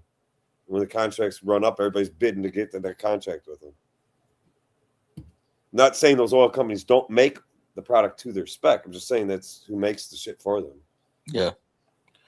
The customer needs to demo all maintenance has been done and any repair is OEM. I wouldn't say that it has to be OEM, but definitely a good detailed maintenance history and repair history from it's very hard because you can have OEM repairs and have shit quality stuff. Like just because it's done at a dealer doesn't necessarily mean it was done right, because You could have the same type of technicians in dealerships and independent shops. The diversity. You're gonna have good techs. You're gonna have bad techs. There's no way around it. You know, no shop is gonna be 100% perfect to where every technician does everything correctly and doesn't make mistakes, or you know, there's always going to be one tech that You're tries still to dealing with human. You're dealing with the human element. yeah. You're dealing with the human Everybody has element. their faults. Take 100 guys, line them up. One of them motherfuckers would shoot somebody and not give a shit about doing it. The other 99 of them wouldn't. Yep. The same thing at the dealer. You'll have the guy at the dealer that's going to cheat people. It'll be a hack. You know, put the new fucking gear loop in his own fucking truck. Never even drain your shit. Maybe make wet marks around holes and stuff. You're talking I don't know. about I'm the saying- shop favorite, I've heard of every scam the out there. Golden Boy. Huh? You're talking about the shop favorite, the Golden Boy, the manager's pet. Or the one that thinks that it makes The all one that these turns hours, all the makes them all hours, this the one money. that turns all the hours. Yeah. And then they leave and shit starts popping up. Oh yeah. Oh fuck. Dude, we hired Finding out shit wasn't done. we hired a fucking guy one time that came He from a DoorDash fucking has Ford. business. He was Yeah, at, they he was at a consider it Ford dealership commercial. for like, I think he had 3 years at a Ford dealership. And he came in, he talked the talk, man. This guy talked so much shit, it wasn't funny. And one day, I don't remember what came up. He started showing us, like he started showing. He's only been there for like 4 days at our shop, and he's showing me his toolbox. And he opened up his side locker, and in the bottom drawer, like all the drawers, the bottom drawers in his side locker, Mhm. dude, they're all filled with brand new fucking Ford parts. Not, I mean, brand new fucking Ford parts. These things brand new. I didn't say nothing to him. Like, why do you got all these parts there? Oh, it's for test purposes. That's why I'm such a good drivability tech. That's why I'm so fast and efficient. I got a coil for every Ford out there. He's bragging all this shit. And I walk over to one of the other techs and said, that motherfucker, I guarantee, he's in an independent shop now. These are not all new cars that come in. We work on all makes and models. I'm like, he's going to fall on his ass within the first fucking 2 weeks. Guaranteed. Guaranteed. Sure shit he did. I forgot what kind of car it was on, but he didn't have parts for it to fix it, to throw parts at it to see if he could fix it. The whole time, the 3 years he was at the Ford dealer, he must have just like stocked up on parts. I ain't kidding you. You would not believe the parts he had. You would not believe the parts he Oh, had. I believe it. I've seen dealership text boxes before. You just would not believe throughout this whole tool. It was an Epic 84 with 2 side lockers. The amount of Ford parts that he had housed in this box that were brand new just was amazing. See, there's a difference. There's a difference, right? So when a good known part comes into play is when you've gotten to a point where you're deeming that part bad and you just want to verify that, hey, you know what? If I sell this part, it's gonna fix the issue. So if you have a known good part, that's where it comes into play. Well, I understand But that. when this you guy have a had miswire, brand you're new just shit, throwing coming a out coil of at spats it. in the box. Oh, let me just put a coil. Let me just throw an ECM. See if the ECM will fix it. Let me throw this, throw that. Like This guy could have built half a Ford Escape with You what he had don't in you his don't box. acquire that many new parts in your box just by I'm going to save that one. No, it's you're getting paid to replace it, and you're not replacing. That's what I'm it. trying to say. This guy could have built a Ford Escape with what he had in his box. Absolutely, yeah, I've seen it. That's like, holy shit. I've been Like, doing I this have- 30 years. I've been doing this 30 years. I've seen a lot of text toolboxes, dealership or non-dealership techs. I've seen a lot. This guy shocked the shit out of me when I saw all the brand new parts he had in his box. I have like window switches, right? Window switches that I keep to where like the driver side window doesn't work because the switch is bad. But I know the other 3 are out. And he say had- I get he had a parts vehicle in- that He had parts in his back box. passenger. Hold on. I get a vehicle that the back passenger window's not rolling up or down, and I deem it to be the switch, the master switch. And I plug that switch in, knowing that the driver's side doesn't work, but the rear passenger should. And if it works, then I know, okay, you know what? It was the switch. But there's with my good known parts, there's always something else wrong with it, which is why it was replaced in the first place. All I can say is I opened up one of his drawers when he told me I could look through his box so I could see all the good stuff that he had. I opened up one drawer, and I'm going to tell you right now, I saw more than 5. They weren't in baggies, but more than 5. I could easily identify them. They were Ford pickup truck door latches. Now I don't know if you guys know anything about Ford pickup truck door latches from the 20, I think I want to say 2020, 2021, maybe 2019. The door latch, they said their doors were popping open on those Fords, so they had a little recall on them. Ford F-150 or 250 was it? F-150. They had an updated door latch for him. He had a whole bunch of them motherfuckers in his box. I know he didn't put those on. He got warranty jobs. He never put them on the car. So they look new. That's the worst of the worst. Is Well, I'm going to tell you right now, they're they're recalls. And I'm like, he's just sorted the dealer. The dealer probably going to get audited or fucked in an audit on that. It's like, how many did he just throw away? Yeah. He kept a bunch, but how many did he throw away? Well, if it's a safety recall that you're signing off that you performed it and it wasn't done and someone gets hurt from that, I mean, They'll that's come back the at worst. That's the far worse consequence. Yeah, they'll come back at you. They'll find you. Copay is good so the adjuster can get their answer to the diagnosis. I don't know the exact year that safety recall was, but I just knew what those were from. I knew those door latches they had were for a Ford truck.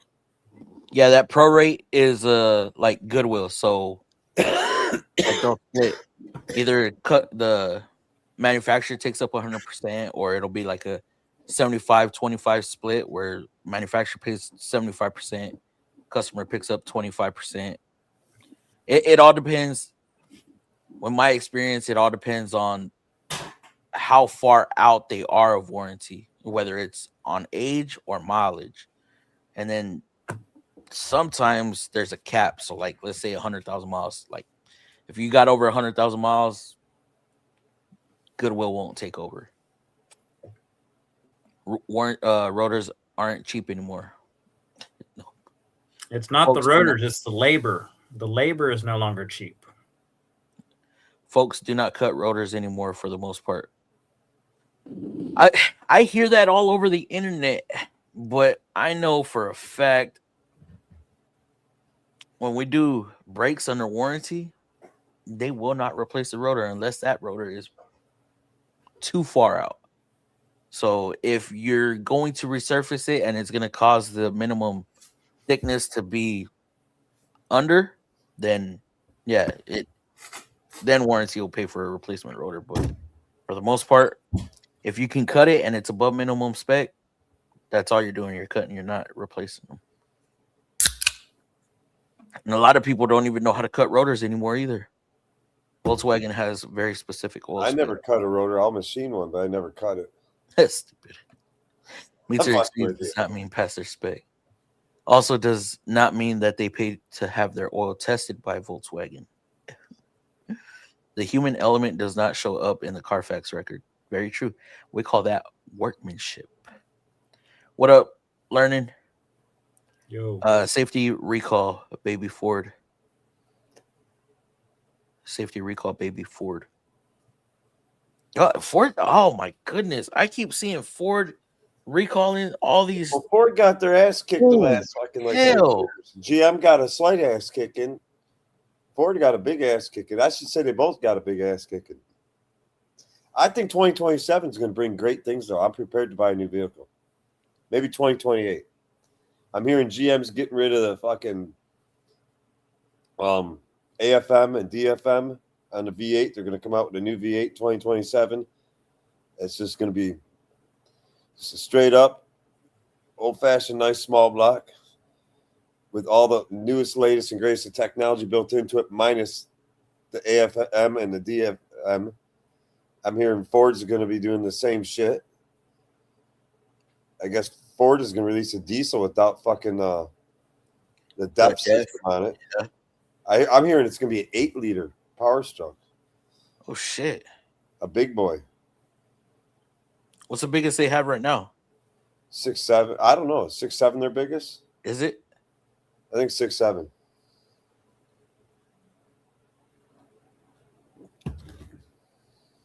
Dump the start stop. I heard something about that. Yeah, I think they're going to dump that too. Yeah. The stop start is not really doing anything. It's not benefiting them much. The AFM, I don't know what its total benefit is. I have it on my truck. My truck's AFM. I have it on mine. I've never disabled it. I'm up to like 117,000 on my daily driver, my 2018. But you I've change never the had a oil. problem. Huh? You change the oil religiously, right? Yeah. I'm wondering if I run full synthetic. I'm not running 0-20. I'm running 5. I wonder if a lot of these issues are stemming from people just stretching the fuck out of it. Just stretching living shit out of it. The manufacturer says you can go 7,500. Customers can go 15,000. Average Joe. We'll go 15 grand. Well, in 2018, because I think you're talking about the lifter failures. From what I've seen personally, the oil changes don't, like, if you're religious on oil changes, I've done lots of sets of lifters on engines that were beautifully sparkling clean inside. And early when that problem was coming out, it was a parts quality issue where we were doing lifters and the truck would not even leave the dealership before we were doing another set of lifters because the replacement set of lifters was also faulty. So there was multiple. Was it 2018 like their best year? 2018 is one of the best, yes. Yeah, that's one of the best absolutely years. Because in 2019 they changed the frame, they changed a lot of things. Well, did they go to DFM on that too? Yeah. DFM is. I think 2019 or 2020 they changed the DFM. Well, fuel AFM. Just so anybody who don't get confused here, and if I'm wrong, Dad's Garage, do correct me. You work at a GM dealer, I do not. AFM up to 2018 was active fuel management. It killed 4 cylinders, the same 4 cylinders always. When they shut it down, it was always the same 4. In 2019 until it's DFM. That's digital fuel management. Every cylinder had the fucking lifters that were you could shut down on it, and it had 17 modes, I believe. Is it 17 on the V8? 17 shutdown modes. I think it's called dynamic fuel management. Dynamic, not digital. Dynamic fuel injection. 17 modes. It could drop 2 cylinders. It could drop 4 cylinders, 6 cylinders, whatever. And they rotate. It rotates on which cylinders are being dropped. Yes. Continue. The whole idea that it will wear the cylinders evenly. I have not seen one failure on a DFM engine. Not one. Everybody talks how bad these are. You are correct. I saw a lot of failures on AFMs early. Yeah. Like on the early years. 12. It was a parts quality issue. 2012 to 2014 were horrendous, in my opinion. But after they worked out the bugs and they got the parts solved. Yeah. In 2019 up, those lifters, they're good. 2019 up, I hear horror stories. I wonder what happened when my was GMC. Guys in the South will tell you those things fail like crap, like crazy. I'm sorry when I said digital fuel management. I meant dynamic fuel management. But I personally, where I work, I realize I don't see warranty engines or stuff that's going to be under warranty. So obviously here in Metro Detroit, the majority of them that do have failures or problems are being fixed under warranty at the dealer. I'm not saying I never see them. I don't see much of it. I don't see much of that anymore on GM vehicles. Lifter failures are not common for me to see in my shop. No, after the majority of them were done under warranty, like I said, because there were multiple bad batches of those lifters, and the replacement lifters were bad, and the replacement lifters were bad. Yes, I know this. And you talk to after they solved all that, I haven't seen any. If you talk to a technician that works in fucking Phoenix, Arizona, they will tell you or me that we don't know what the fuck we're talking about. We're crazy. Yeah. Oh, we see them every day. 3-4 of them come rolling in. Yeah, I'm wondering if that has a oil dilution, maybe. Who knows? Or the people, the heat that the maybe 0-20 is not the viscosity is getting with the gas fuel dilution in it. The temperature that's here in the lower states. You Fluffy, don't you hear a lot about those in your area? Or do you know many GM techs in your area? Not too many. Well, you know what? Yes, actually, yes. Well, you know how to. Yeah. He used to see him all the fucking time when he was in Arizona. Unless he's just bullshit. That's what I'm saying. I'm wondering if the But he also said he saw the freaking Turbo Maxes failing left and right, one after another. And I gotta be honest, I don't see that here. I don't see Turbo Maxes failing one after another. Which one are you talking about? You're talking about the 3-liter Duramax or the? Oh, it's the a Turbo Max. Turbo. Oh yeah, That's a 4-banger. I couldn't. Yeah, I'm sorry about that. You're talking about the GM. Yeah, I don't see them failing left and right. 2.8. That's a pretty damn solid motor. The 4-cylinder diesel, I haven't seen one. That one I see the least amount of problems on. Damn. Jason Picaro, I work for the inspection company, FM. Change your oil and documentation is a decision factor in 80% of my decisions. Not kidding. Lack of maintenance is the most cited denial factor. Jason, how do you go about when customers say they change their own oil? Because, you know, we all see those customers. Oh, I change my oil every 3,000 miles.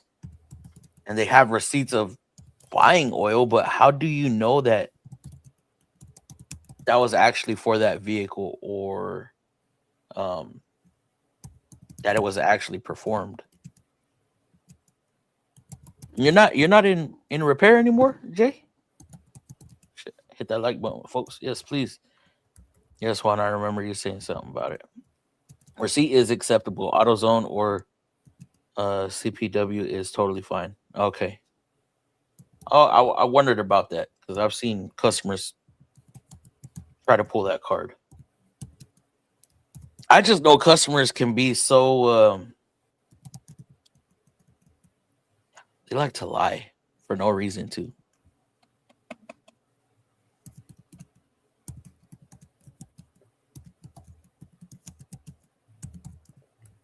You see that a lot? That's Garage?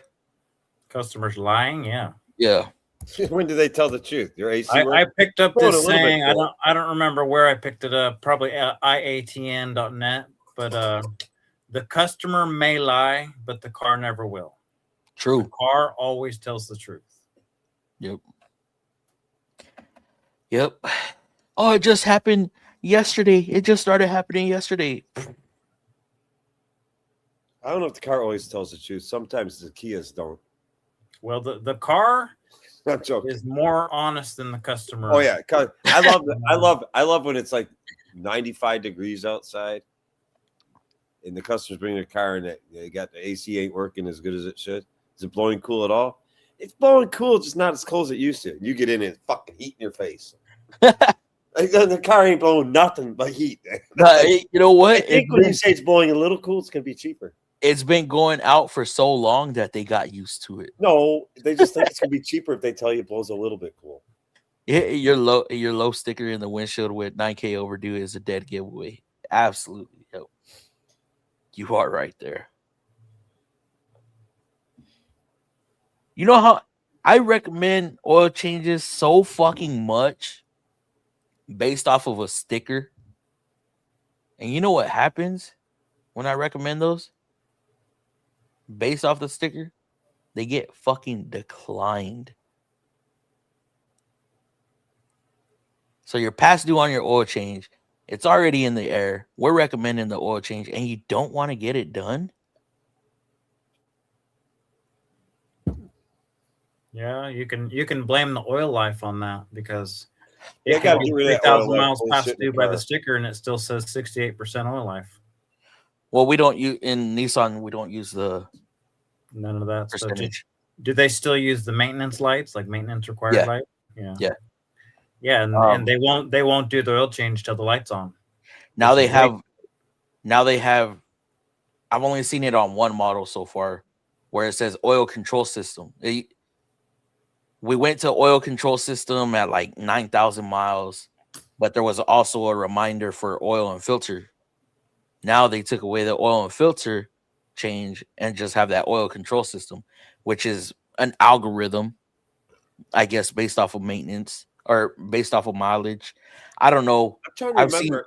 I've seen some vehicles where it's up around 9,000 miles on their oil control system when you reset it.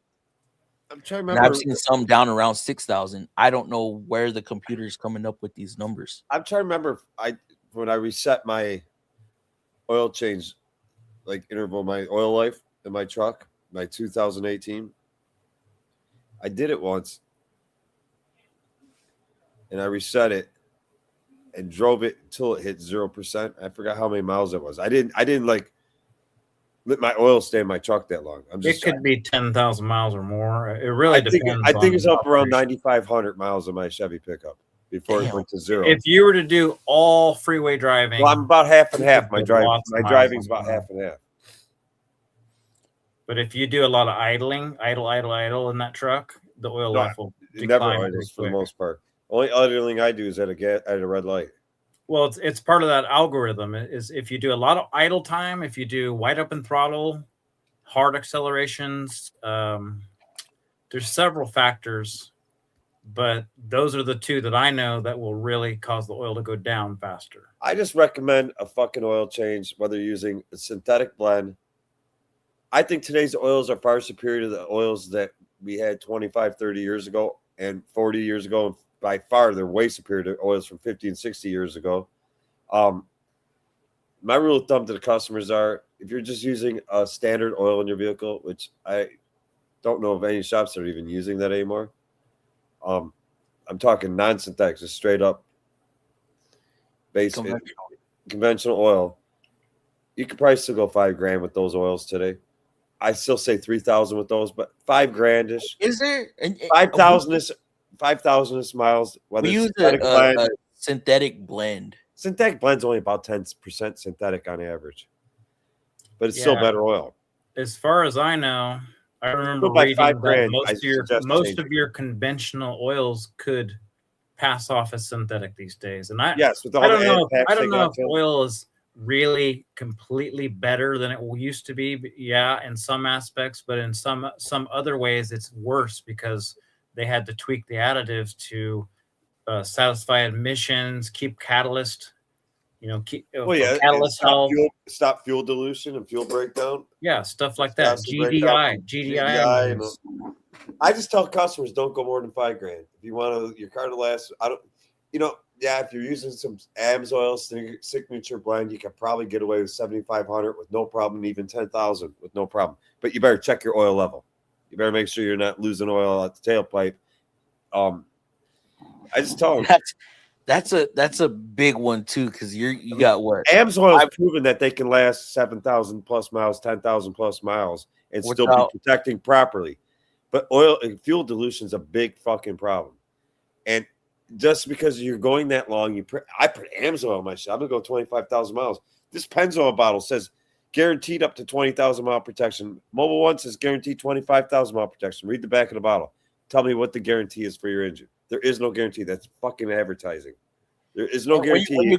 When you're going 10,000 miles and you have only 5 quarts of oil in your engine, but still, there's no guarantee that they'll do anything for you. Lose oil. That oil. Naturally, engines burn off oil a little bit every fucking. Well, especially when you start diluting it with the fuel on a GDI engine.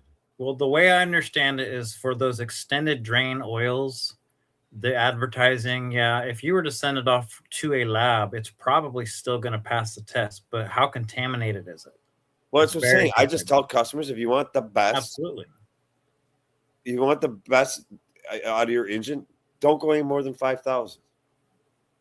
And if you're using a really high quality oil like AMSOIL, Pennzoil, Ultra Platinum, I'm not going to get into the brand wars. Just high quality, really high quality, known high quality oils.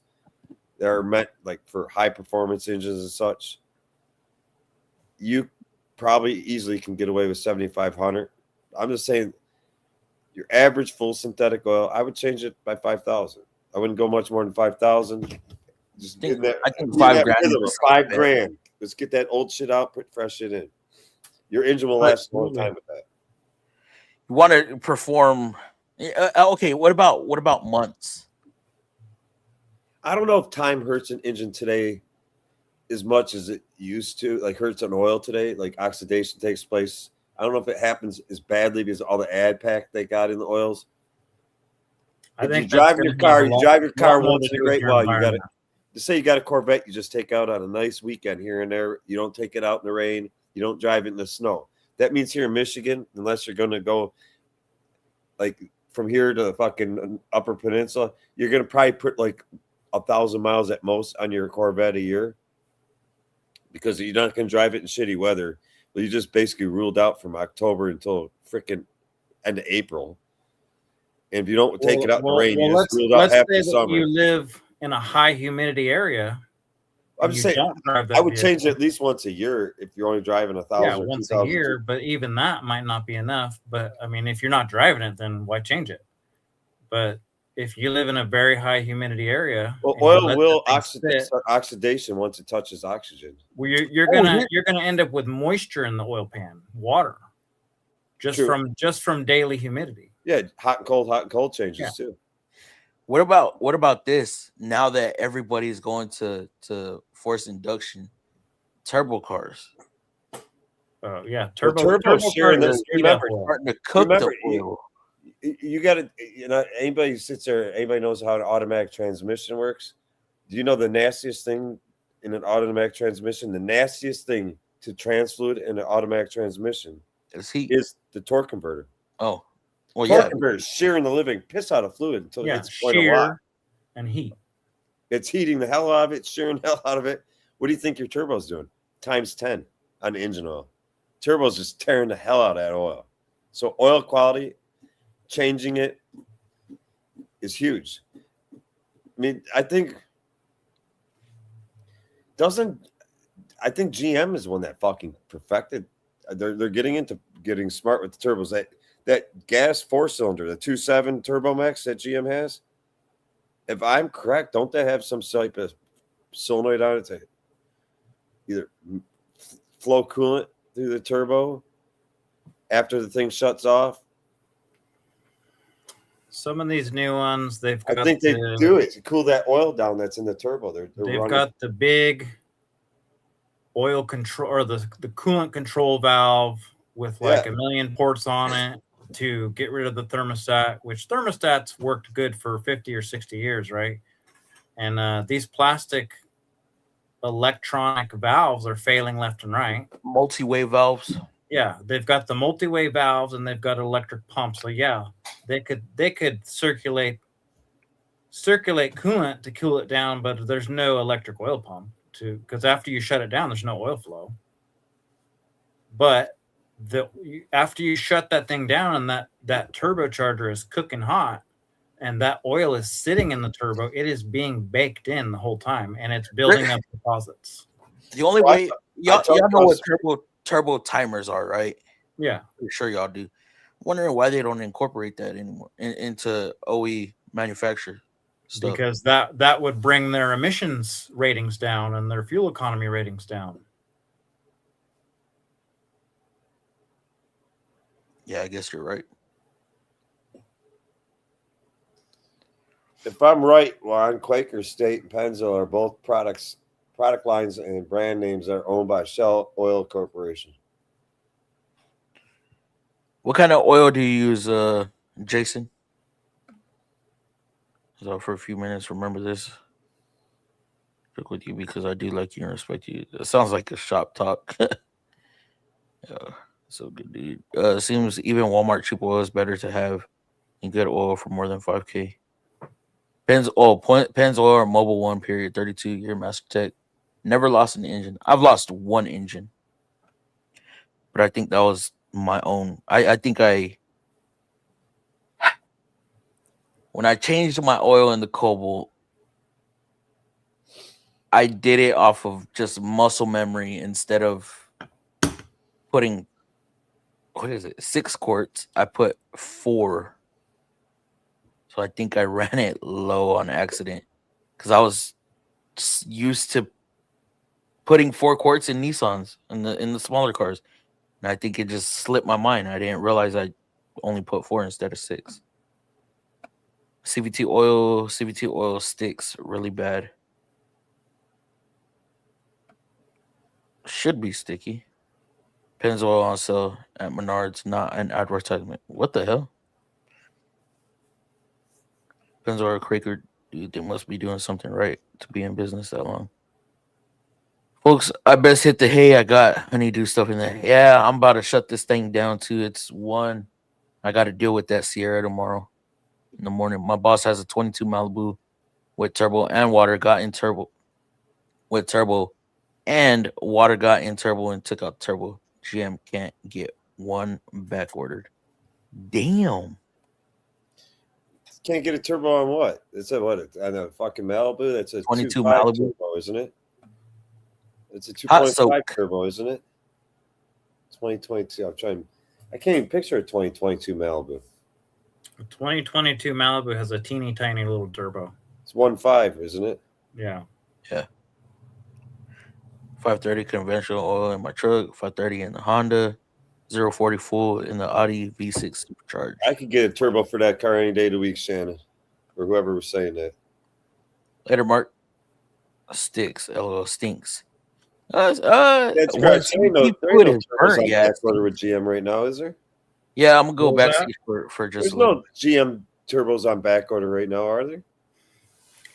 I've had no problem Every getting other turbos. part from GM is back ordered. What's that? Every other part from GM is back ordered. I haven't had a problem with the turbo though. When we try to order a lot of parts, they'll tell us back ordered, no ETA, could be 2 months, could be 2 days, right? I So don't we place the order, they tell us All right, yes, Shannon. it'll take weeks, but then they show up a couple days later. So I don't have a big problem with GM, just like you said. I have a problem with fucking Chrysler. Like I waited a month and a half for a PTU unit for a Jeep. Or a transfer case, whatever you want to call it. Power transfer unit, transfer case for a Jeep Cherokee. I waited like almost 2 months for one. Damn. Quality coolant is also very important. A good working thermostat every 2 years. Also, damn. Yeah, coolant. I see so I many don't think you people. need to replace your thermostat every 2 years, but definitely don't drive your engine while it's overheating. Do not operate your car while it's overheating. If it gets too hot, shut the fucker down. And pay attention to what you're putting in that And radiator. if you say you were in a bad neighborhood and you couldn't shut it off, trust me, shut it the fuck off. Be really friendly. Hold your head up high and keep not going like somewhere until you to find somewhere to mix. get a ride. You will not think you were in a bad neighborhood when I tell you it's going to be over 10 grand to fix your car. Coolants do not like to mix either. And coolants can also cause your fucking plastic parts to break. Getting eaten up. Cleveland has below zero weather. Coolant takes a beating in Ohio. Oh, I bet. All right, guys, I'm gonna shut this stream down. Cleveland is the South, man. It's the South. And what's yeah. the next topic? Ooh, I don't know. I have no idea. I come up with these just based on what I experienced during the week or what I came up You with. think too much, dude. I do. I fucking think way too much. But all right, guys, y'all have a good weekend, and we'll hopefully see y'all next Friday as well. So, all right, y'all have a good night. Later. Even when you feel low, you can still go. Even when you feel slow, you can still go. Even when there's no hope, you can still go. I never answer to no, man, I still go. Go, go, go, go, go, go, go, go, go, go, go, go, go. Hustle hard, hustle every single day. I'll be making moves till I'm buried in my grave. To the system, I don't wanna be a slave. I've been doing shit my way, or the highway. And in the driveway is a nice range. Cause I grind through the climb, I invite pain. You'll never hear me, bitch, nah, I don't complain. Just gotta flip the switch and you can go and obtain anything you want, anything you need. Your mind's got the key ingredient, it's belief. They're deceived with the negativity, but I just slide right by that energy. Even when you feel low, you can still go. Even when you feel slow, you can still go. Even when there's no... What's going on, Miss?